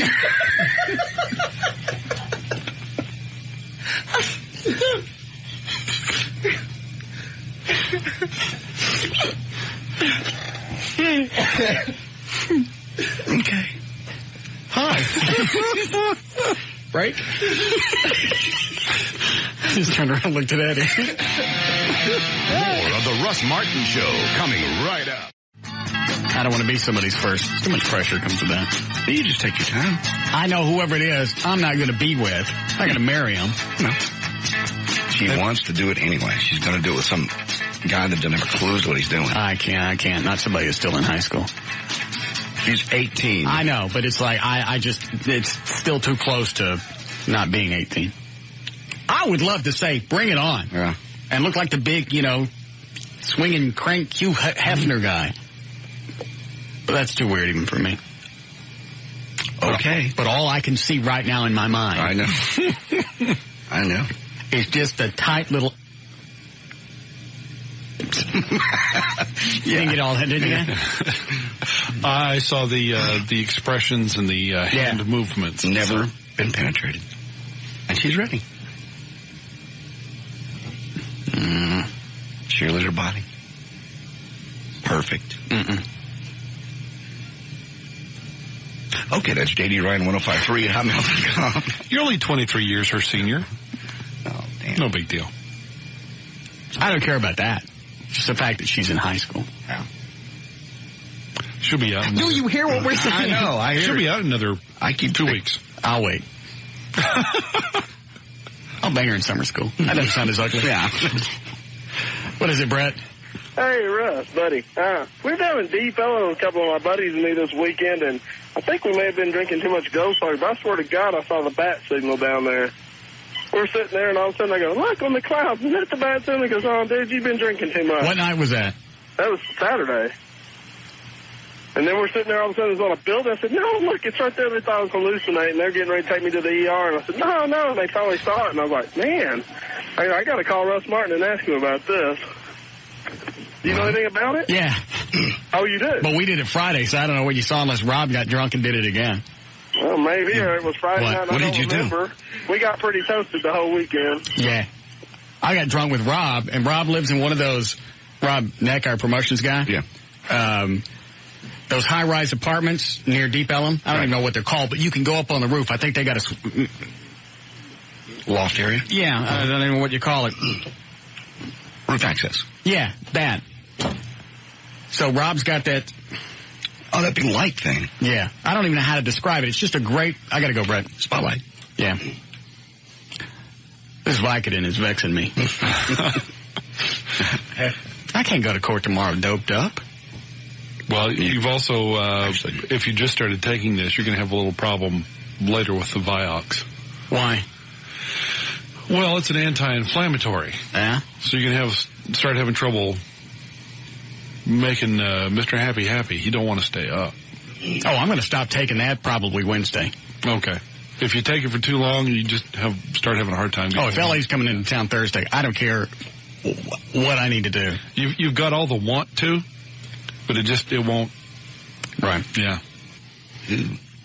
Anyway, so Rob's got this great big spotlight thing, and you've got different plates that you can put in it to project different things. Like we've got the 105.3 logo. I think we only have two right now, the 105.3 logo and the Bat logo. So we're drunk Friday night, and he goes, "Go on the roof." This thing's a pain in the ass to carry around, but it's in a great big, like leather bag with handles, so we towed it up there, and he goes, "Let's go up there and try it." It's cool as hell. How far does it go? Well, he didn't live that far from Deep Ellum, but it was kind of overcast, so we were hitting the clouds. Oh, you'll go all the way to the clouds? Yeah. Oh, cool. It's cool as snot. He's going to bring it out to the foam party Friday night. I hope it's overcast. Yeah. But I didn't know. I mean, it was funny to us, but I didn't know if anybody else in Deep Ellum could see what's going on, because you have all the city lights and stuff that kind of get in the way. Bad symbol. Yeah. Oh, Lord. Oh, we still got to do news. Go ahead, you're on the air. Yeah. I was just calling about that cheerleader you guys just talked to. Mm-hmm. Just wondering if I could leave my number. No. 5:15, J.D. Rhymes on the news. 105.3 FM Talk with news. Thank you, Russ. News brought to us by tonight on Rocker Eddie Money. Tonight, Rocker Eddie Money, guests on King of Queens, followed by the season finale of Yes Dear. Then after Everybody's Loved Raymond and Becker, join Mary, Rhoda, and Mr. Grant and friends for a new special, The Mary Tyler Moore Show Reunion, tonight on CBS Television, CBS 11. The FBI denied Sunday a Time magazine report that it quietly issued an alert to field offices last week, warning of a possible Al-Qaeda terror attack on large apartment buildings, shopping malls, supermarkets, and restaurants. An FBI spokesman said the Bureau had not alerted its field offices and the 56th Federal Terrorism Task Force to urge local officials to tighten security. People often discover all sorts of things in their couches, from coins to crumbs. But sanitation workers in New York found something else when they picked up a couch on a Bronx street on Friday. $8 million worth of cocaine. Police say the workers stumbled across the 370 pounds of cocaine when they placed the couch in a truck for compacting. Cops don't know who put it in there. No arrests have been made. Although the popularity of boating, water skiing, and sailing continues to rise, a new study out finds that 37% of U.S. adults remain at heightened risk for drowning because they cannot swim. Furthermore, middle-aged and older Americans, those more likely to buy boats and watercraft, are much less likely to know how to swim compared to young folks, and women are less likely to swim than men. Better educated individuals were more comfortable in the water than people with less than a high school education. People who are more spiritual are better able to deal with the discomforts and limitations of a chronic disease than their less spiritual counterparts, according to a new study. This came out of Johns Hopkins University. Recent studies have suggested that acutely ill people with strong religious faith or an optimistic personality may get better quicker and live longer than people who lack those traits. The aim of the Hopkins study was to assess the relation between spirituality and the disease. Of all the TV shows filmed in New York, Crossing Over with John Edwards is the most boring to watch. This is according He's a cheese ball. That guy? Have you ever seen it? I've seen the little... He's too slick. Yeah. This Noel Turner guy, he runs nytickets.com. Kind of an eBay forum where people can buy, sell, trade tickets, whatever, to the live TV shows. He says people who sit in the studio audiences for Crossing Over often leave early, leave unsatisfied, and some even say they hated the experience. Turner says this because the show runs 5 hours, and Edward's shtick has a lot of trial and error. Worst of all, he says Crossing Over tickets usually sell for hundreds of dollars, which makes people even more grumpy when they leave. I knew that show wasn't shot real time. Yeah, 5 hours for 1 hour show. Was it for 1 hour? Yeah. Or do they tape? It says the show runs 5 hours. I don't know how many they tape. But when they get people in there, they want them to stay for 5 hours and just until they get something right. Until they get something right, yeah. And some of the questions that he asked, anybody, I guess once you get the template down, then you just ask people the questions that you need, that feed other questions. I see somebody in your life that's had recent financial problems. Who is that? That would be my sister. Wow, you are amazing. So is somebody around you with a C or an S in their name? Yeah. No. Nobody. Edit that one out. Yeah, take that one out. But I mean, you could milk that for God knows how long, because everybody knows somebody with financial problems. Yeah. Everybody knows somebody with an illness. Or a divorce. Someone just had a baby in your family. I see something with life around you. Oh. Man, this guy's good. Watch. Hello? Is this Dan? It's Russ. What do you want? Russ? Yes. Let me ask you some questions. Okay. Anyone in your life with a C or a K? K. Okay. And have they recently, they've recently shared some information with you. Am I right? No. Screw this. Go ahead. Boy, you're only just getting started. I ain't got patience for it. News and information brought to us by the Across the Street Bar. We'll see you there Friday. At Yale Boulevard is the huge foam party. It'll cost you $10. Proceeds go to Operation Kindness. Once again, Friday starts at 9 o'clock at the Across the Street Bar on Yale Boulevard in Dallas. I'm J.D. Ryan on the Talk That Rocks Texas, the new 105.3 FM Talk. More of the Russ Martin Show coming right up.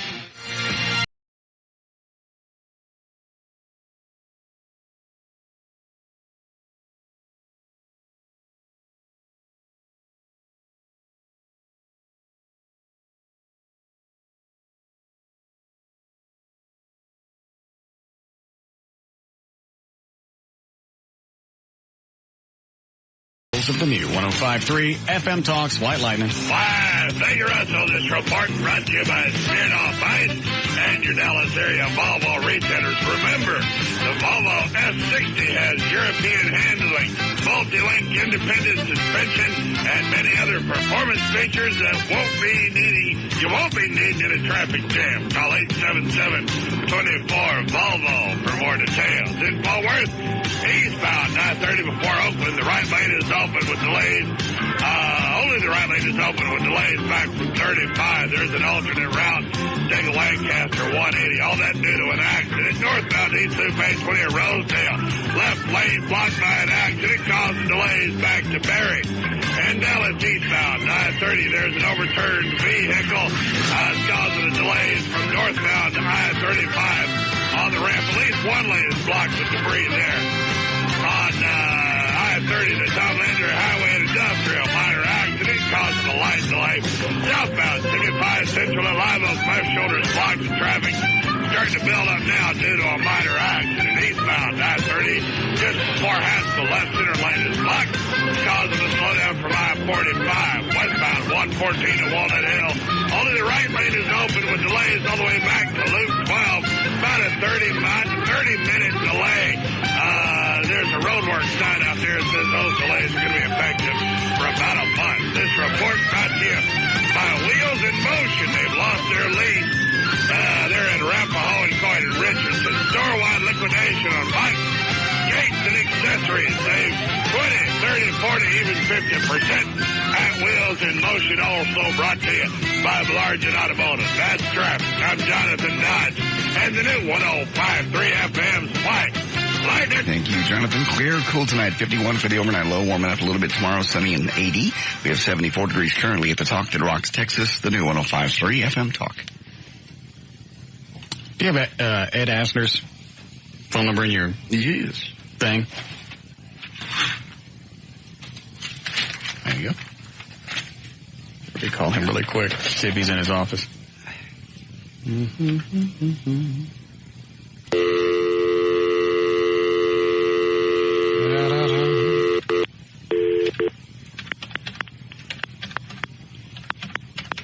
Since their special's on tonight.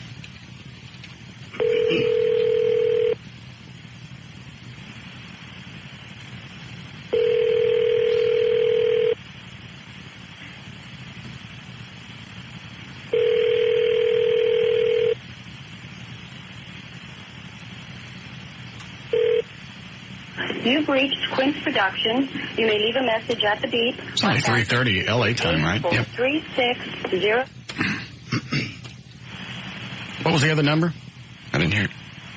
I don't want the number. I wonder why she said to call it. I don't know. Yeah, let's try it again. Maybe it's 1, 2, 4, 6. Somebody write the number down this time. I'll let it play and then I'll hit the delay.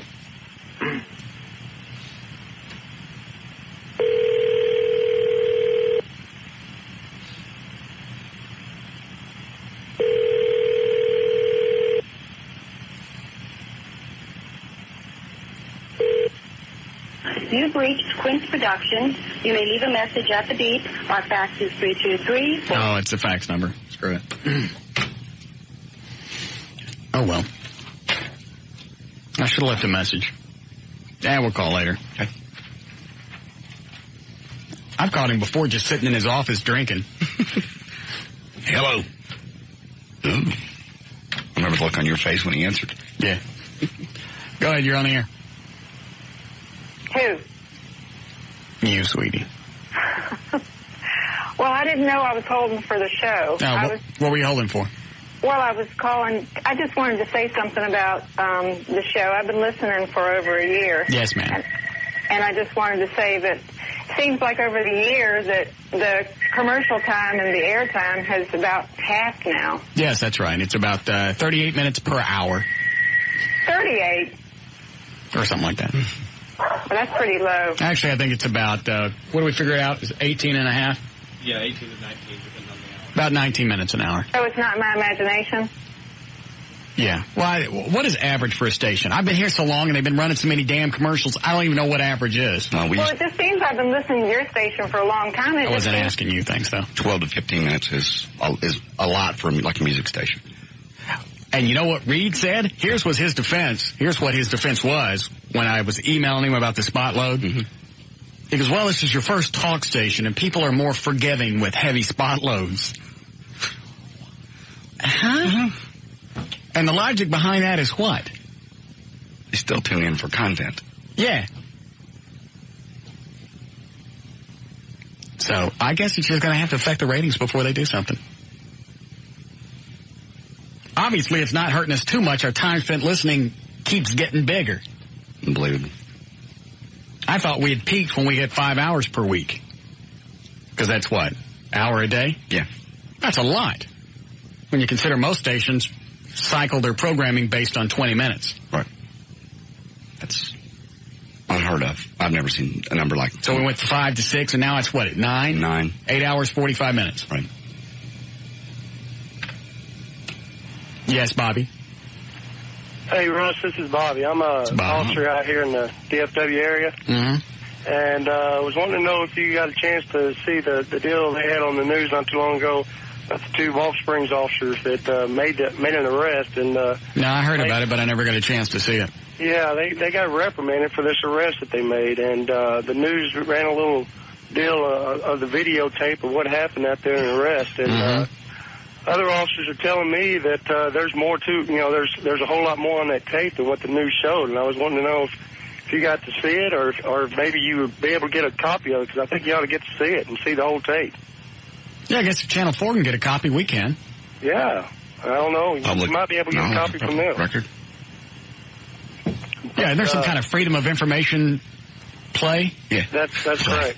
Yeah, Public Information Act. Yeah, we should be able to request a copy just like anybody else.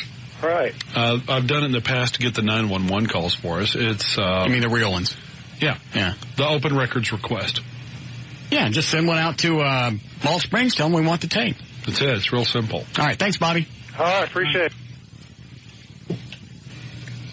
Well, it's like when you guys told me the story. Mm-hmm. Right. Mm-hmm. You got the 2 cops, and they're talking to some guy late at night, right? In a housing... Right. Somebody tell me the story. The guy had just gotten off work, and it was like 12:30 or 1:30 or something like that. He drives out to where he's having a house built in Box Springs, and this is from what Channel 4 said. Got it. But he drives out there.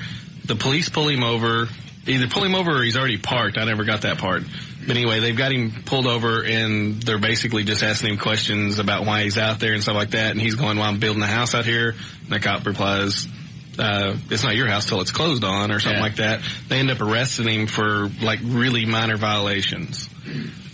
And one of them got suspended for a couple of days and one of them got demoted. See, if you know you're being videotaped, and that's going to be part of the evidence, because that's what it's there for, to document what's going on. Right. You wouldn't really do anything stupid. So it's like I said last week or whenever this happened, that doesn't make any sense. Why would you do that? So I'm wondering if they just selectively took a piece of this tape out and went, all right, here's the part that's going to look the worst. It sweeps. Let's use this. Well, it got people talking. I'd like to see the whole thing. Well, it's simple enough. We can just get an open records request, and it's a pretty basic form, and then you fax it in, and in a few days, it usually takes 3 to 5 working days. Now that you've asked, you'll probably have one on your desk tomorrow. Yes. I'd like the whole thing. I don't want a copy of whatever the Channel 4 ran. I want the whole thing. Copy of the tape, which we would get from the police department or from the city. I don't want anything edited. I want the whole thing. And anything else. They probably did some internal stuff, wouldn't? Yeah, they'd have to. If somebody got demoted and somebody else got some time off, there obviously was some time of internal investigation. Yep. I want everything, Dan, that applies to that case. Because didn't they try and turn this into a race thing? Oh, absolutely. And in fact, as the last I heard, they were still contemplating any kind of legal action from the gentleman that got pulled over. Why is it every time that there's something going on with somebody that's white and somebody black, not always, but there's always some turd in the black community that'll go, hey, this is a race issue. That's the easiest card to pull to get people stirred up. And I'm not saying that wasn't the case. I'm just saying, why is that always the first thing out? Because it gets everybody riled up. And if there's something else on that tape, and this turns out to be, just like it wouldn't be a dog and pony show, but you know what I'm talking about. Oh, we'll fix that. Go ahead, you're on the air.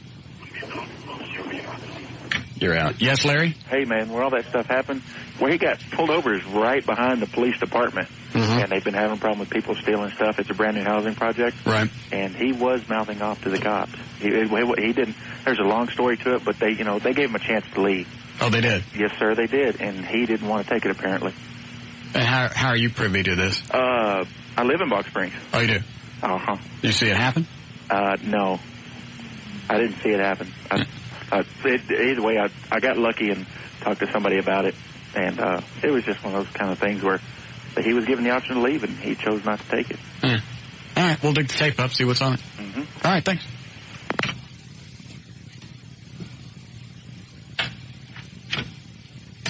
Somebody probably saw that one. Hey, there's some cash on this. Sure.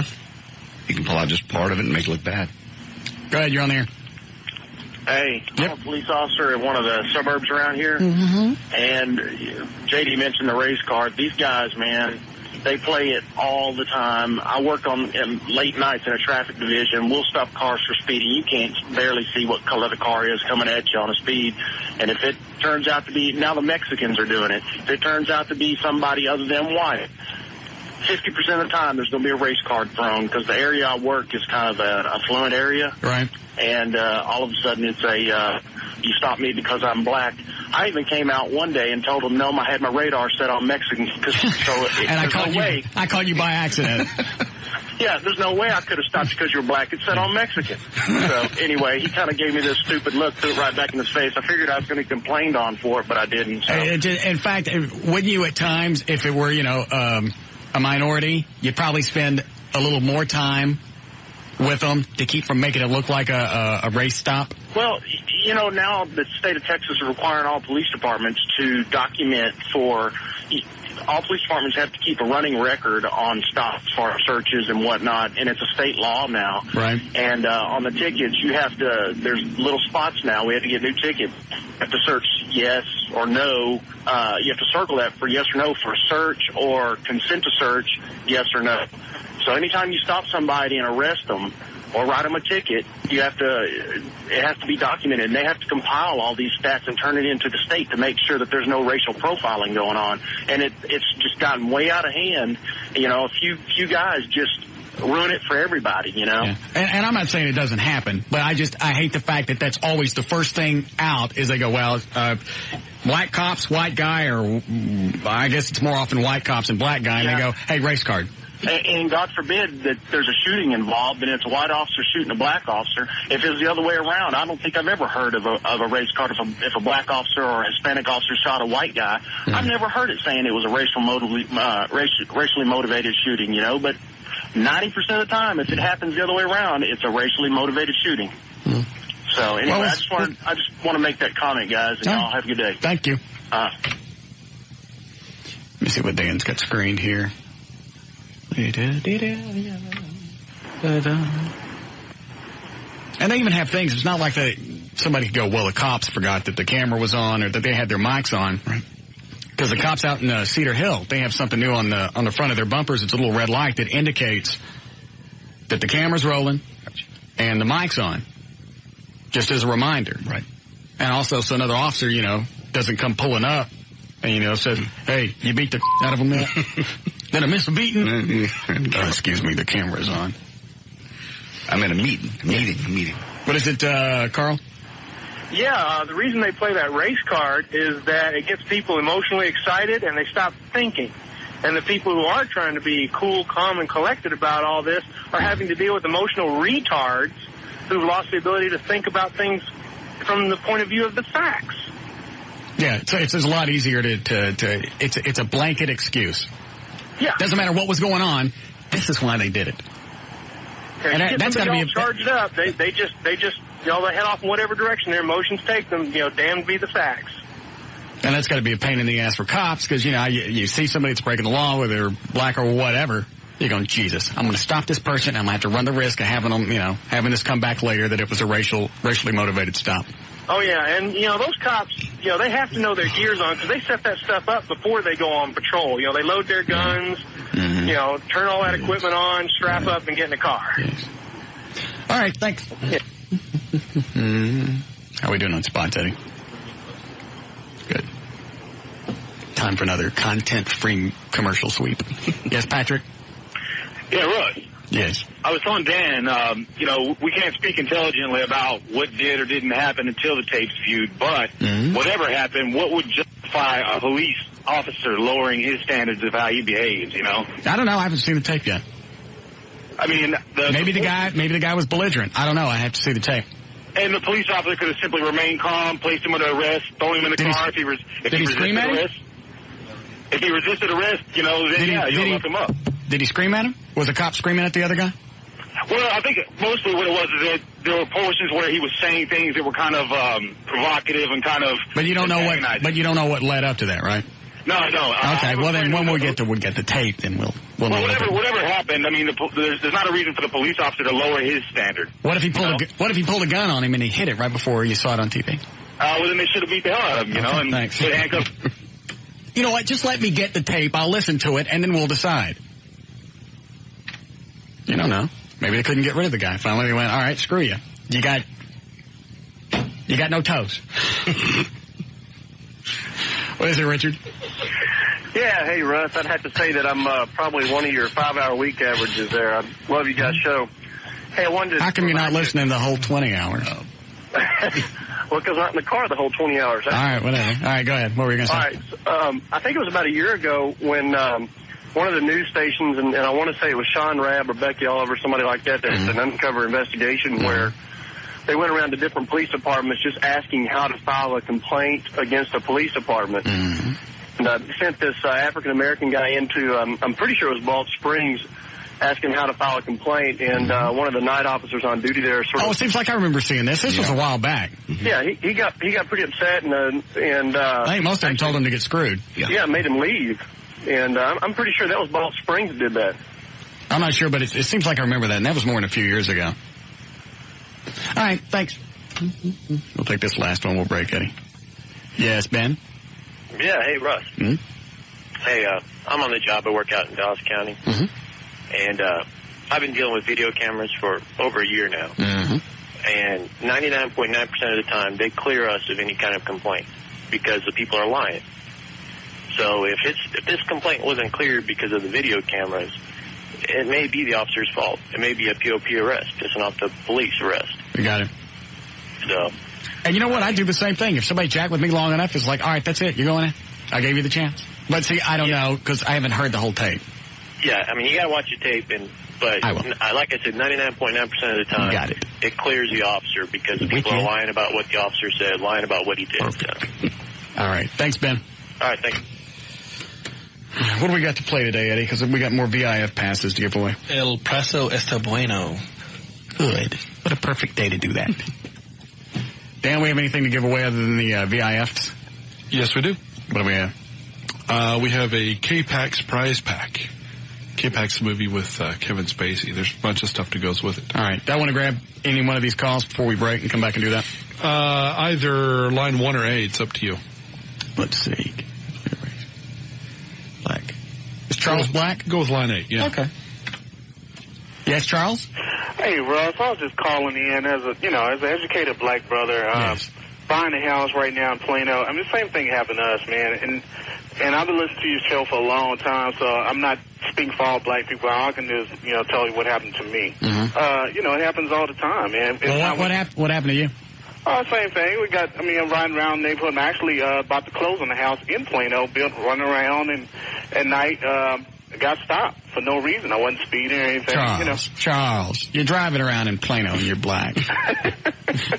That's probable cause right there. Well, I'm sure that's what did they say when they pulled you over? What are you doing? Was I a speeding officer or anything? No, I was just kind of checking, saying I had my brake tag or something like that, but there's nothing wrong with my brake tag. Just wanted to pull me over, just kind of see what I'm doing. You think they could really see that you were black? Yeah, my car, yeah, I think so. What do you drive? I'm driving a little Honda. I mean, the windows are not tinted or anything. I'm not saying that wasn't the reason you got pulled over, but being able to see inside a car at night before you pull somebody over, it's kind of hard to tell what color they are. Yeah, but Russ, you kind of making kind of excuses there. I mean, I'm just saying, I've looked in cars at night. I can't tell if somebody's black or white. Right, but, Does your car indicate, but just by your car, the type of car you drive, any accessories, does anything else indicate that you're black? I mean, I'm driving like a 2002 Honda. You have a K104 sticker on it.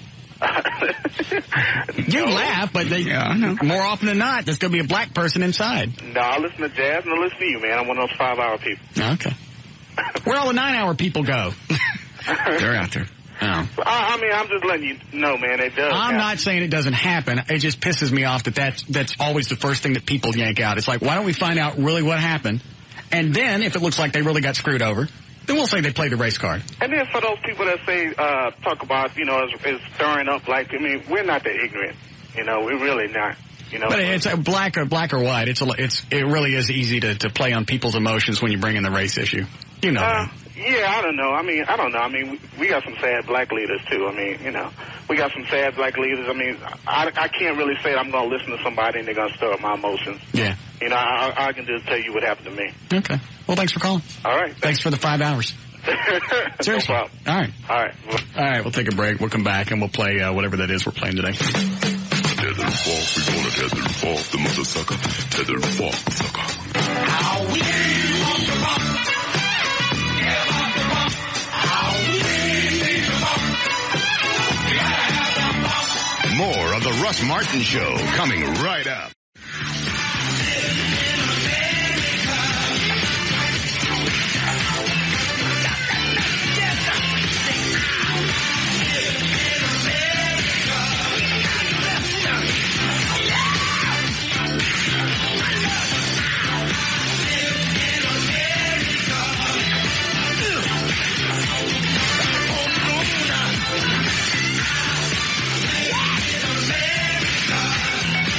All right, 6 o'clock. You run legal ID, Eddie? Yes, I did. All right, we're good to go. Now, Bob, how was your golf game with the religious activists? We played decently. Beat their ass? You're plowed, aren't you? No. Were you on the golf course? Yes. You're plowed? Yes. No, it was fun. They were nice people. They were very, very hospitable. Why are you hanging out with the decency people? Because they take care of us. We take What care do they do for us? I don't want to get into it there. They kind of leave us alone. They could be a lot worse. But so could we. There are larger issues. They understand there are larger issues. So. Okay. Russ Martin is not the largest issue they need to deal with. They're concerned about child pornography. They're concerned about pornography on the web. Good. Then tell them Russ is dating teenagers. I'm not dating teenagers, but I'm not going out with that. She's 18 and I'm not doing anything. Let it go. Okay. Is that the person who fixes your mouth? The dental, no. I don't know what you're talking about. I don't know either. The lady that you had out Friday night. Oh. She's not 18. I don't know. I didn't ask. I didn't look for an ID. So you've got another young one that you're running around. She's older than 18. How much older? She's almost 25. By how many years? Another 7 or 8. Pretty. She's very pretty. Thanks. All right. Well, thanks for coming in. No, we had a good time. And I believe we gave away cash today. I'm not sure. Really? Yeah, I think so. Are we supposed to do it twice? Yeah. Right now, you need to do the next one. Well, we've already done it. You're supposed to do it after 6. They write down that they're going to listen at 4 and 6. The new 105.3 FM Talk would like to thank Bob Fick of Dallas for listening to the talk that rocks Texas. There. I just ran it. Now, where does the phone call go? Out there, and on our outgoing message, it says, if you're calling in on the Buddy Contest, which is the name of the contest. It is not. Yeah. You named the cash contest the Buddy thing? Buddy Contest. The reason is when you get the mailer, if you register yourself in a buddy, then we might call your name out, we might call your buddy's name out, and either of you can listen and win and split $1,000. Well, that's not bad. Yeah, but calling it the Buddy Contest. What's wrong with that? Nothing. It's just. Why do they call it the tag team contest? Or, Got that from you. Double snaps to you for listening. Way to go, buddies. All right. Thank you. It's very lovely, Bob McNeil. Hammered as usual. Doesn't come to work. Not only goes and plays golf all day, plays golf with the decency groups that used to crawl on our ass. Now, if they've moved on to actual stuff that has merit, like child pornography, and anybody that gets hurt from that, I'm fine with that. It's the other stuff I don't like. We all set for El Priso Está Bueno? Yes, we are. All right. I like how he's playing golf, though, with decency people coming in reeking of Jack Daniels. Yeah. Just something odd Well, there. just because they're decent people doesn't mean they don't throw one back. You got a point. Hey, all you Vatos and Vatettes, come on down. You're the next contestants on El Priso Está Bueno. And now, here's your host of El Priso Está Bueno, Russ Martin. All right. Let's get our contestants on the phone. Katrina, welcome to the show. What do you do for a living? I can't tell you. All right. And what about you? What about you, Wayne? What do you do? Tires. All right. And Juan? Yeah, clean hospitals. Clean hospitals? Yes, sir. All right. All right, Dan, tell us what we're playing for today on El Priso Está Bueno. Well, we're playing for passes for 2 for the VIF area of the first Russ Martin Show foam party this Friday, May 17th at the Across the Street Bar. Also, a K-Pax prize pack, including a free showing of K-Pax, a personal portable radio, a pair of K-Pax sunglasses, hat, T-shirt, and lunch for 2 from Tony Roma's. Okay. We're going to bring out the different items up for bid. Whoever gets the most of them right wins today's lovely thingy wop. Here we go. Ready, Daniel? I'm ready. And the first item up for bid today? Well, you finally got the job of your dreams and don't want to lose it. Well, play it safe with a 4-pack of VermontCountryStore.com non-elastic hair nets. These sheer hair nets will gently conform to your hair, keeping it neat and in place so you can spend the whole night busting tables and looking good. All right. Katrina, what do you bid for this item? $2. $2 even. What about you, Wayne? $1.85. $1.85. And Juan? $1.96. $1.90 what? $1.96. $1.96. Actual retail price? I'm sorry, they're all too high. Okay, everybody start again and bid lower than what? $1.96? $155. $155. What? $185. Thank you. All right, Katrina, bid lower than $1.85. 75. 75 cents. Wayne? $1.31. $1.31. And Juan? 79 cents. 79 cents even. Actual retail price? Actual retail price, $1.24. Who got that one? Juan. Next item up for bid, Daniel?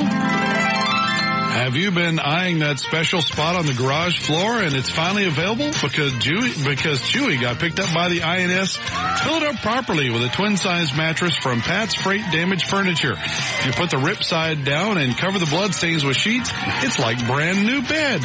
It will comfortably sleep at least 3, and it's easily transported via the roof of your car when you move to the next house. Juan, what do you bid for this? $75. $75. Wayne? 65. 65. And Katrina? 1 penny. 1 cent. Actual retail price? Actual retail price, $89.99 for the mattress Juan. only. Another one for Juan. All right.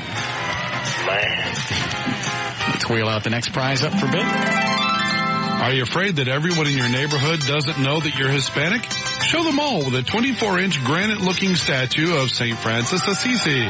It's lightweight and hollow, so you can hide almost anything inside because the cops won't look at a religious figure for incriminating evidence.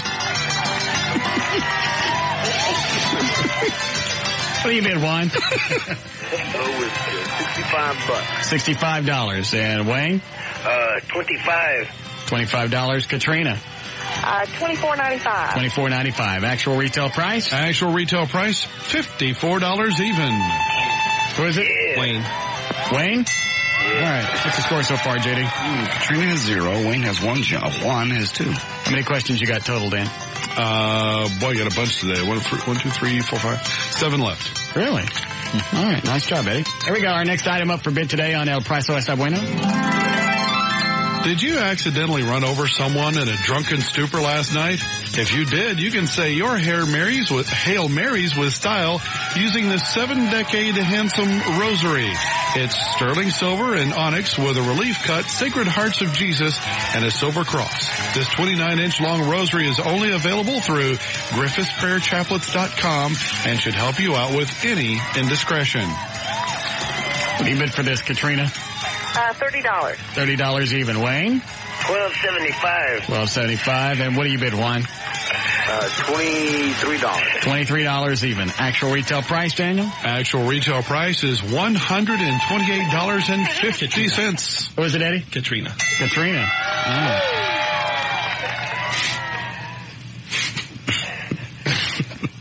Here's the next one. If you're into eating on the run, then why not take something to eat that will run along with you? I don't know if I can finish this one. These small Argentinian goats are the perfect size to feed a family of 15 and are easily maintained. They will eat any kind of rubbish you throw out and keep the yard cut down to the dirt because nothing sucks more than having to mow your own yard after a day of doing everyone else's. What do you bid, Juan? $45. $45. Wayne? $65.80. $65.80. Katrina? $44. $44 even. Actual retail price? Actual retail price, $45 on the nose. Juan? Yep. All right. Damn, Juan. Eddie's got to start marking these so I'll know which one to save for last. What's the score so far, JD? Katrina and Wayne both have 1. Juan now has 3. All right. Next item up for bid is... Since it's against the law to tint the front windshield of your fine automobile, then do the next best thing. Stop by your local fabric store and buy some 3-inch tall fringe with little dangling balls. It comes in an assortment of colors and thickness, and 1 yard should do the whole front of the car or truck. What did you call the price, Steve?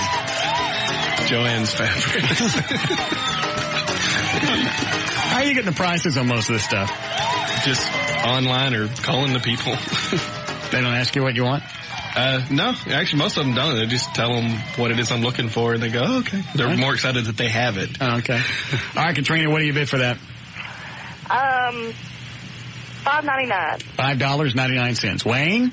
$11.80. $11.80. And what about you, Juan? $6. $6 even. Actual retail price? Actual retail price, $8.29. Juan again. How many left, Daniel? 4. All right. We'll have the next one. All right. Summertime's here, and there is only one way to work and meet the ladies at the same time. Just by pushing your very own ice cream cart. This cart comes from Push Cart International, is kept cool with dry ice, and can be maneuvered through any apartment complex with ease. The kids will love you, and the moms will think you're a hero. Umbrella sold separately.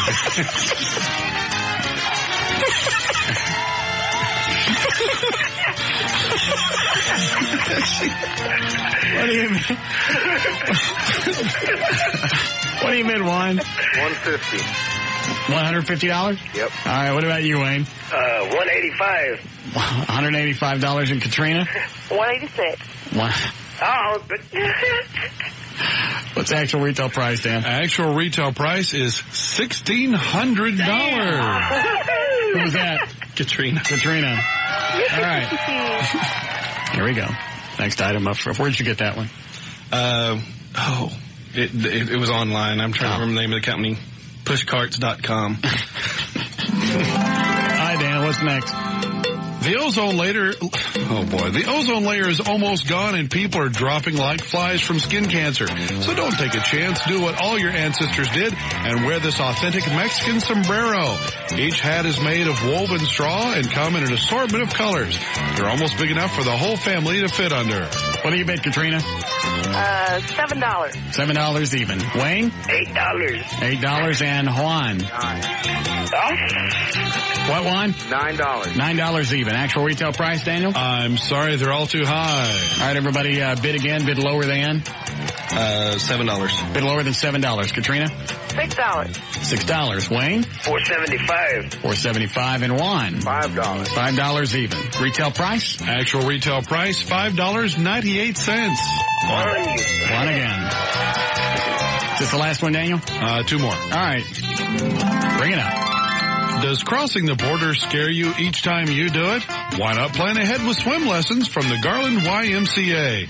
This short 2-week course will ensure that not only will you make it across, but you will also have the strength to carry over your grandma who wants to taste a good life as well. Okay, they asked. Why? Did they? Yeah. They want to know why. They wanted me to like sign up something right then. Oh, screw that. All right, Juan, what do you bid? $75. 75. Wayne? $45. $45 even. Katrina? $1. $1 even. Actual retail price? Actual retail price, $52. Wayne? What it is? All right. How many left, Dan? 1 left. All right, here we go. Last item up for bid today on El Precio Está Bueno. What car could possibly be complete without a 9-inch dashboard Jesus statue? This painted replica of the Italian Sacred Heart of Jesus statue will protect you while you drive and makes a nice handle when you have to throw up on the floorboard for mixing tequila and chili.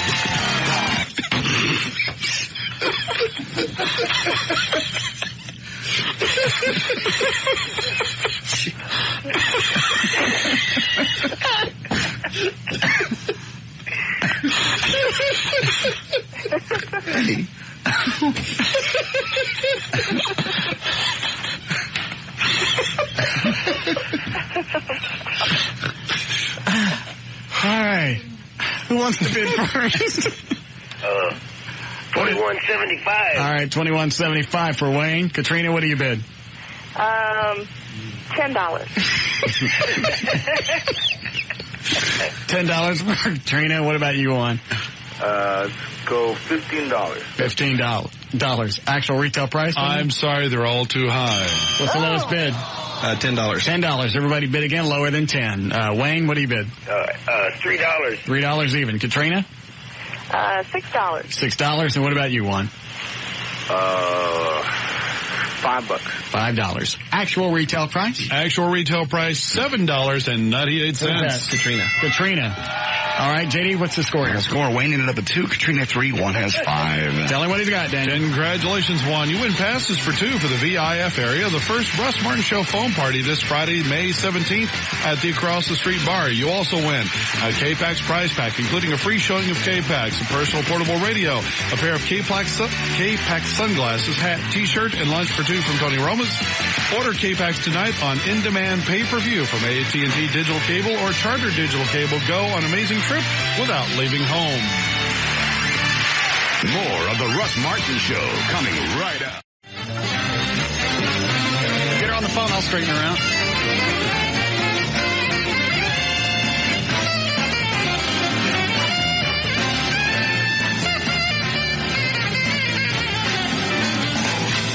Dan of like Meemaw taking his daughter around and buying her stuff. Minor things. As long as you're not paying for it, what do you care? We had a huge fight about this. Was this you and your daughter or you and your wife? No, me and my wife's mother. Yeah. We had a discussion. About pray for you? No, your own mom prays for you. No, right? my mom is the prayer. My mother-in-law is the spender. She took my daughter shopping and took her to places. What did she buy her? She bought her gowns and like prom dresses and things like that, and gowns that she will probably never wear to anything, and that will hang in the closet and rot. Anything tight-fitting? Nothing for you. Okay. But she bought her all these expensive dresses that really she doesn't need, and paid a massive amount of money for them, and is teaching my daughter, the thing that upsets me, I don't care if she pays for it or not. Yeah. The fact is she's teaching my daughter all the wrong thing. Why don't you tell her to stop? We have. Over and over and over. Well, then don't let her have access to your daughter until she stops. And if she buys something, it goes back. But my wife gives in to her every time. I can't be at the house 24 hours a day, 7 days a week. And when I leave the house and I come back, my daughter's gone, well, I let her go shopping with mom. Or mom was taking her to her violin lesson. Or she took her here. She took her there. It always turns into something else. Then always take it back. My wife... Why can't you do that? Well, part of the problem is I have no receipts. See, she always holds on to the receipts. She never gives them to my daughter because she used to do that before. She'd give her the receipts. Mm-hmm. I would take the clothes, take the receipts, and I would return every bit of it and buy her stuff that she actually needed. School clothes and things like that. If she wants to give her a gift, give her things that she can actually use. But she goes nuts. She spent... Well, I won't say how much. But I don't understand. Why is it you just can't say, all right, no more access? Since you obviously can't respect my wishes as a parent, no more access. I say that, but then my wife gives in. Because she gives in to her mother every time. 2 words. Backhand? No. So we've had this discussion many times.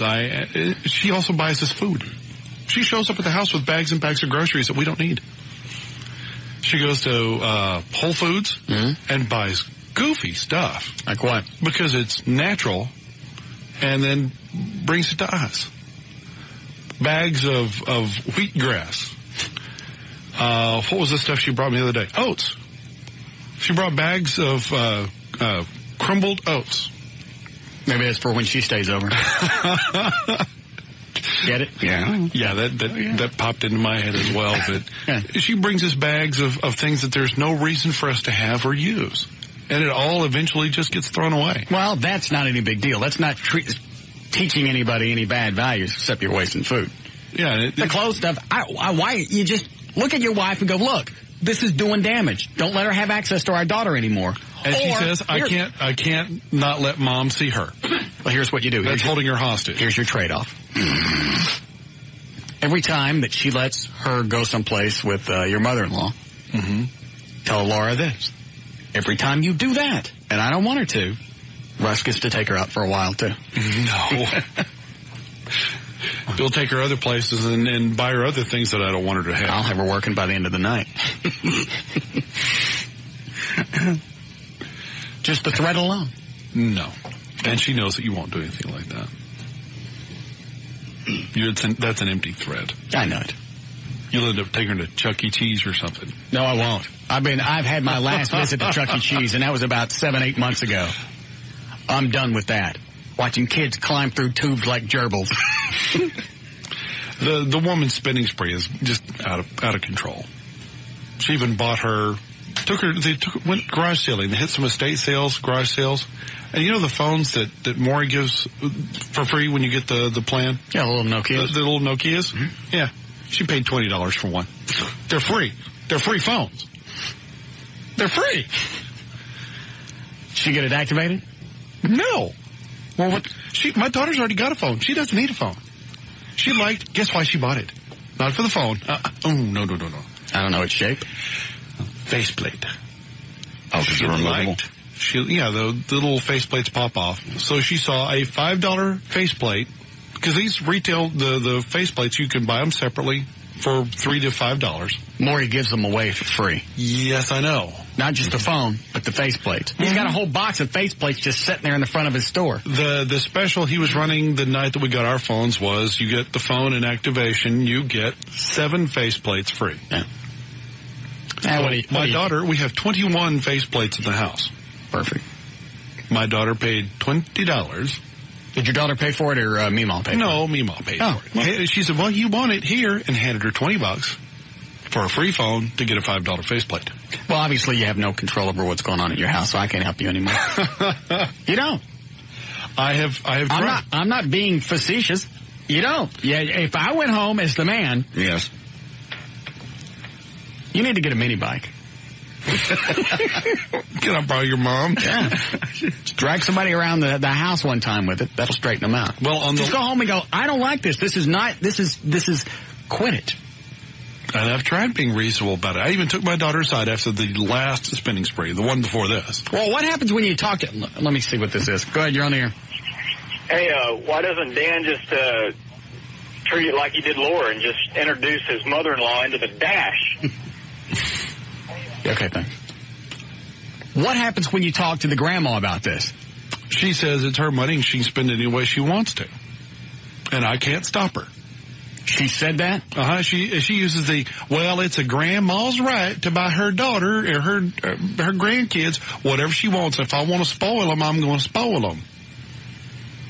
Yes, and she does say it just like that. That's her creed, her motto. I can do whatever I want. You can't stop me. And Laura doesn't respect your wishes. Why? Laura has actually, on several occasions. Was there a screaming fight over the weekend? Not a screaming fight. There was a. You need to start screaming and having louder discussion. But then I just look like a nut. That doesn't make any difference. You got to do something that's going to scare them. Go outside and set your car on fire. I don't want my family living in fear. Obviously, but talking to them as reasonable people hasn't worked either. I sat down with my daughter, and she promised me this would not happen again. After the last spending spree, we sat down. I said, look, she's had a sudden influx of money, insurance money, things like this. Mm-hmm. So now she's got all this cash. It's burning a hole in her pocket. But she's going to end up spending it all, and your mom and I are going to end up having to support her. I know that's down the road because she's never been able to hold on to money. Oh, you think? So she's going to move in? Not a chance. She moves in. I move out same day. I bet you don't. Hello. Tell Dan to quit complaining, donate the food to a food shelter, donate the clothes to a shelter, and teach his daughter a valuable lesson. Yeah, could you do that? Just give the stuff away. Screw taking it back. I could just give it away. If you, actually the chick, whoever that was, had a good idea. If Grandma keeps seeing you give the stuff away, and she knows you're giving away, it's like, screw getting your money back. I'm taking this to the Goodwill. Thanks. That's actually a good idea. They'll appreciate it. Yeah. And do it every single time. She'll stop. Right now, laying in the living room are 4 ball gowns that will never be worn. Take them back. She bought her 4. Take them over to the Goodwill.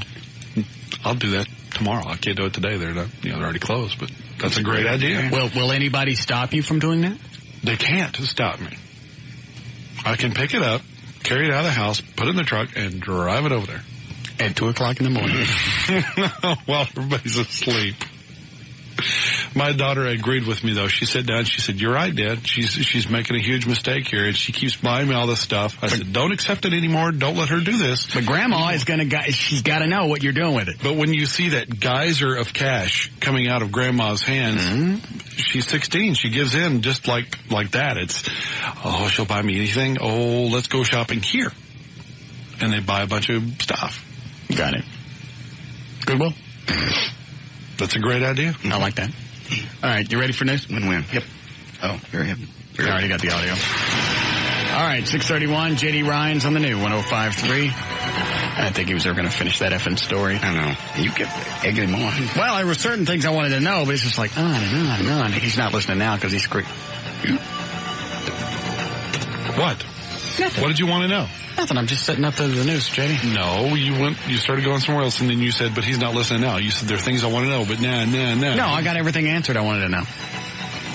I did. Was there something else you wanted to No, I think the solution that we have is perfect. Yeah, it was great. Well, and someone just called in to remind me that Goodwill gives receipts, and you can place a value on that and take it off your taxes. I can take it off my taxes. It'll save me money. It's a great idea. Mm-hmm. I'll even throw in $100 if we don't talk about it anymore. Where were we? News. Oh, yeah. See if he's screening calls. Okay. Like, Jesus, I got it. She's giving the money. I went, I got it. And he doesn't get to talk that much, so I didn't really want to cut him off. But after screen calls. I can screen calls. I still hear what's going on, and especially when you're talking about me. Oh. All right. Any other time, I'm sorry, I missed all that. All right, go ahead. All right, news brought to us by Carrabba's. Carrabba's? Yeah. Experience Italian like you've never had it before. Come to Carrabba's and taste the thrill of the grill. Do they have a bunch of restaurants? All over. I mean, like how many? I don't know. Is it a big chain? Yes. Because my mom thinks they're related to us. I've been there. It's delicious. Family. Some kind of cousins or something. I don't know. Go ahead. Possible. Jury took less than 30 minutes today to find Terry Lee Hawkins guilty of murder of his estranged wife's 2 children. Mr. Hawkins could be sentenced to death by injection or life in prison.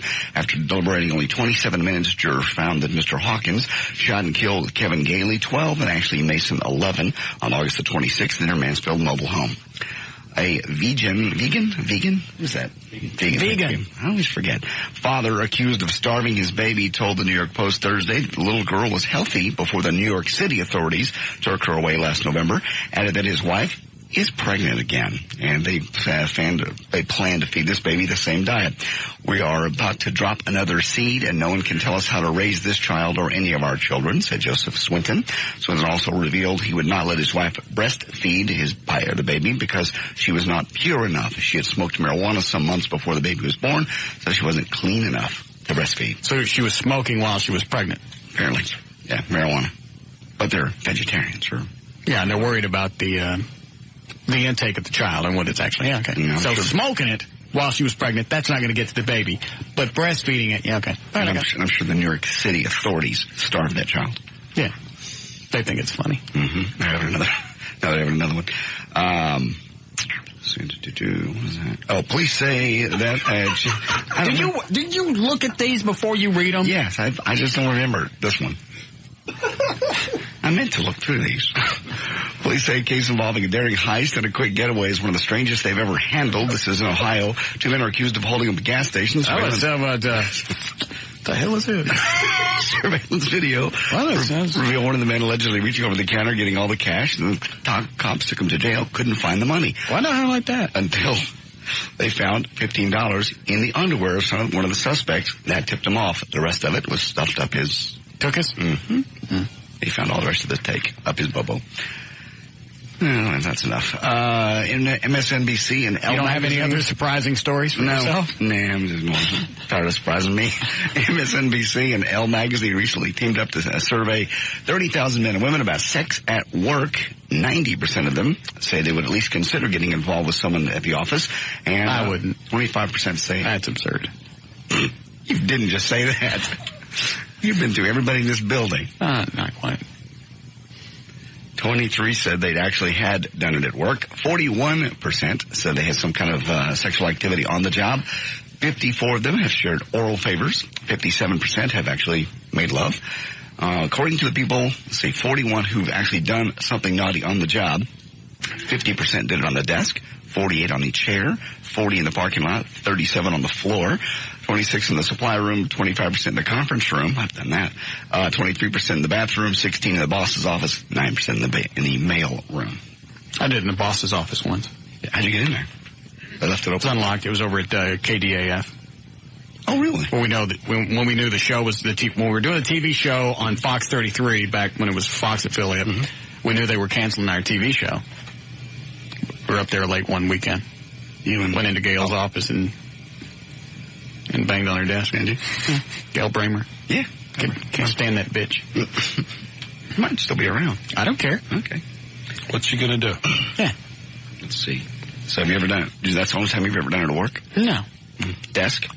I think that's the only time I've had that kind of sex at work. I've had things done to me in the studio when I was over at the Eagle. Oh, yeah. That's And I've done things to myself sitting in Cindy Skull's desk. Sitting in her chair. Let's see, I've done the desk, chair. Yeah. Parking lot, I've done that. Of course, yeah. Conference room, yes. What about you, Dan? Bathroom, yes. Long time ago when I first started, one time in the newsroom. Who was it? I don't remember her name. Slut. Good. All right, there's news and information brought to us by the first annual Premier Bikini Beach Party. It's coming up this weekend with Dan Lewis and J.D. Ryan. We'll be there from noon until 2. That's 2430 Stemmons, right there in Denton, I-35, Loop 288. Be out there with the big beach party. Come on by and get your bikini line done. I'm J.D. Ryan on the Talk That Rocks Texas, the new 105.3 FM Talk.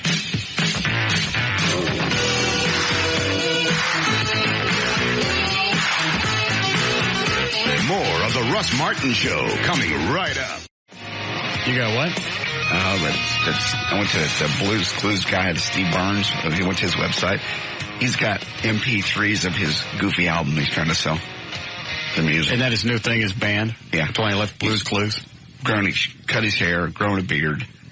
He's rocking out. Yeah. You got that on mini disc? Yeah. All right. Hold on, let me grab this. Just little samples. Go ahead, you're on the air. Jeremy? Yeah. What can I do for you? Well, I'd like, me and my future wife would like you to do our wedding. We're both volunteer firefighters, and we thought it'd be an honor to have you do it for us. Yes, it would. You want to come up, which Friday? Actually, what we're trying to do, we're having it at the station. The fire station? In September. I don't do them outside of the radio station. You don't do them outside of the radio station? Legal reasons. Okay, well, I'll talk to her about coming up there, and I'll pop you a message. Where's what city? Branch. Where's that? It's about 10 minutes east of Allen. North? Oh, I'm sorry, east? Yeah. East is like that way. That's out towards nowhere. Got it. Yeah, it's on the other side of South Fork. Oh, is it? Yeah. Yeah, just see if she's got a problem with coming up. Okay. All right. Thanks. Thank you. Bye. Yeah-da-da. What are you waving, Daniel? I've got some email here if you like. Go ahead. We're just killing time till 7. Okay. Well, let me start with one that's a little shorter here. All right. I hear all the stuff you say all the time about getting up early in the morning to start preparing for the show. Now, this isn't a slam, so don't go off on me, but I don't hear any planning on your show. Everything seems to be spur of the moment. I think that's why your show is number 1. I never know what's going to happen next. Tommy in North Richland Hills. I don't care. What do you want me to say? It's not supposed to sound planned. That's the genius of it all. You'll hear us saying things like page 2. Coming up next hour, we'll be talking this whole pitching and selling, and this thing's coming up, and we're going to do this at 7 o'clock, and you got to have benchmarks. Actually, as far as radio goes, this show goes against all the things. All the so-called rules. Programming rules. Yeah, because when I started doing mornings at the Eagle, Greg goes, all right, you got to have benchmarks. You got to do everything at a certain time. And after about 2 months of seeing that I wasn't going to do it or couldn't do it, he finally just gave up. People like benchmarks. They like the news. Like, they know at 10:20 they're going to do weather. 10:25, Dale Hansen's going to fall down and do sports. And then there's that little lifestyle piece at the end of the news. People like knowing when things happen. Tough. I can't do it and I don't feel like it. It takes too much planning. But if I got to have screwed up opinions on news events, I got to see what's going on. I read the New York Times, I read the morning news, I look at the Star Telegram. We have a show prep service that sends us little lifestyle stories. I look at that. I look at email. I let CNN play in the background. I watch the news at noon. Watch the other half from time to time. Find out what they're talking about. It's just as much information as possible because you never want to look up at the clock before 20 and go, all right, we're effed. We're out of content. Nothing else to talk about. Let's track an album. You can't do that.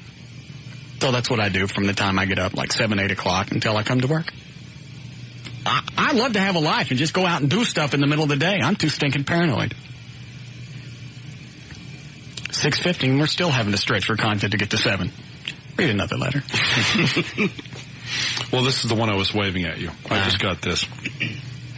My name is Officer T. Scott with the White Settlement Police Department.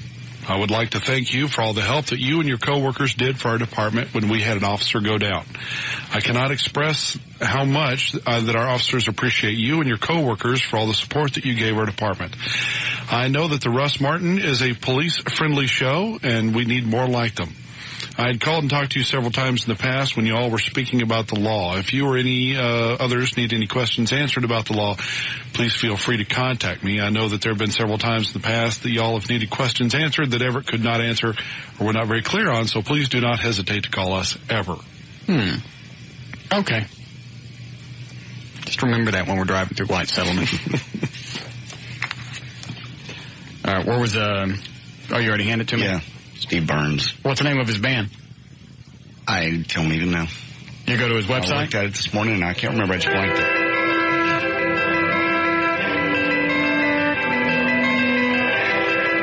You can record it forwards? That is forward. He likes this effect.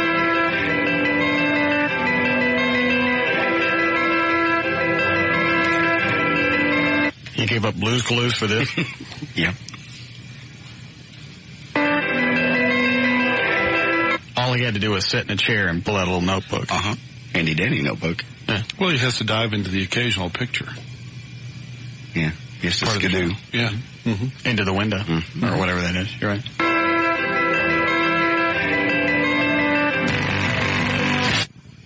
I don't like that.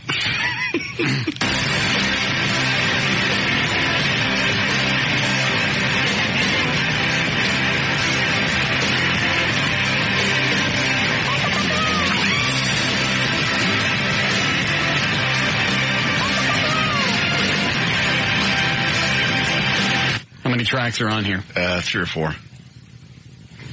What time is it? Not yet. It's the same damn effect. I know, he does it almost every song.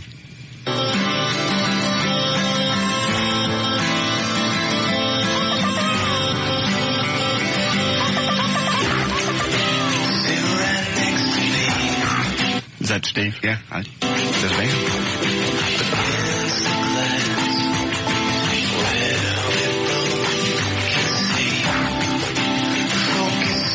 That's not horrible. You know, he's a gazillionaire. He just wanted to do whatever sounds like fun now.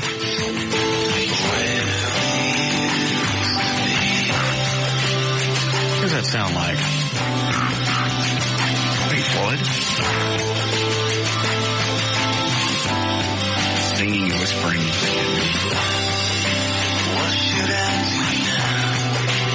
Yeah, it's kind of Floydish. I hate Pink Floyd. It's like they can't decide. We want to be musicians. We want to play helicopter noises.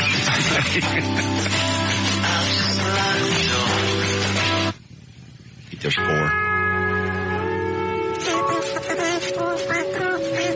I didn't add that. I didn't. That's really on there. I looked right at you. What are you doing? The hell is that?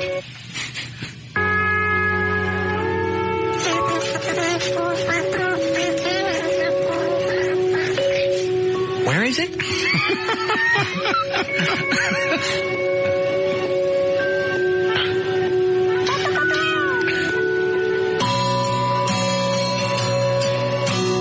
I think this is just instrumental.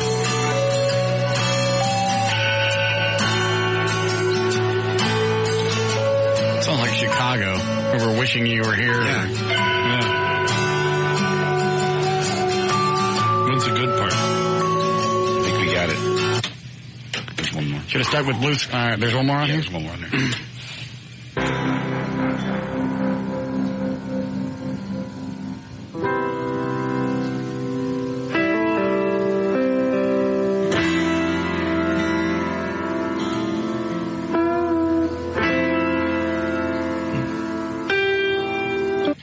Stuck with the show. It's going to be milking cats by the end of the month. You need a break here, Eddie? Yes. Good.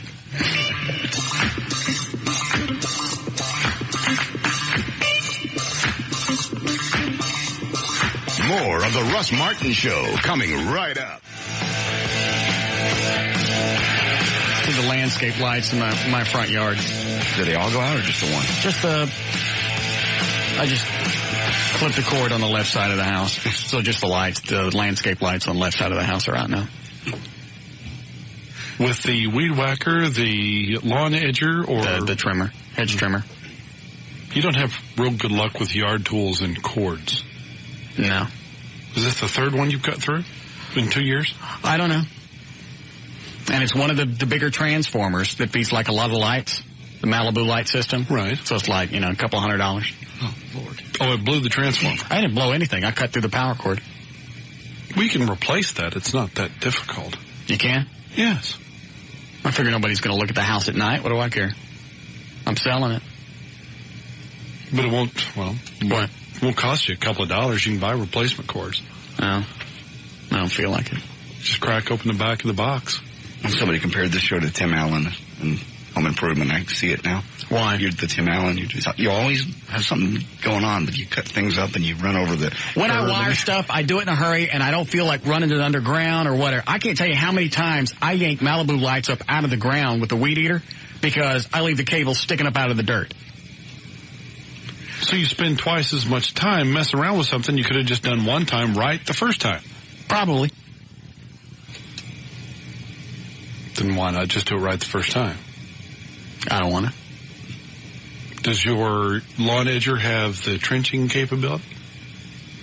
A lot of them do. It'll dig the little trench for you for the lights. I could probably about 2 inches deep. I could probably just run it down the side of the grass and it'd do that. Then do that. You don't have to get down on your hands and knees and dig or anything. I never thought about that. Yeah. What are you laughing at? I'm just laughing at the comparison. Tim Allen Dan is our neighbor that you never really see completely, but he tells those big long-winded stories. Yeah. I don't know who I am. You're the fat sidekick. Hey. Oh, he's taking over, that reminds me, he's taking over Family Feud. Who, the fat sidekick? What's his real name? Richard? Karn? Karn, yeah. He's taking over as the host of Family Feud they got rid of. What happened to Louie? That boy gone. Oh. Okay. With the new season, he takes over. What time we got to be out of here, Eddie? 7 seconds. All right. Bye. Bye. I'm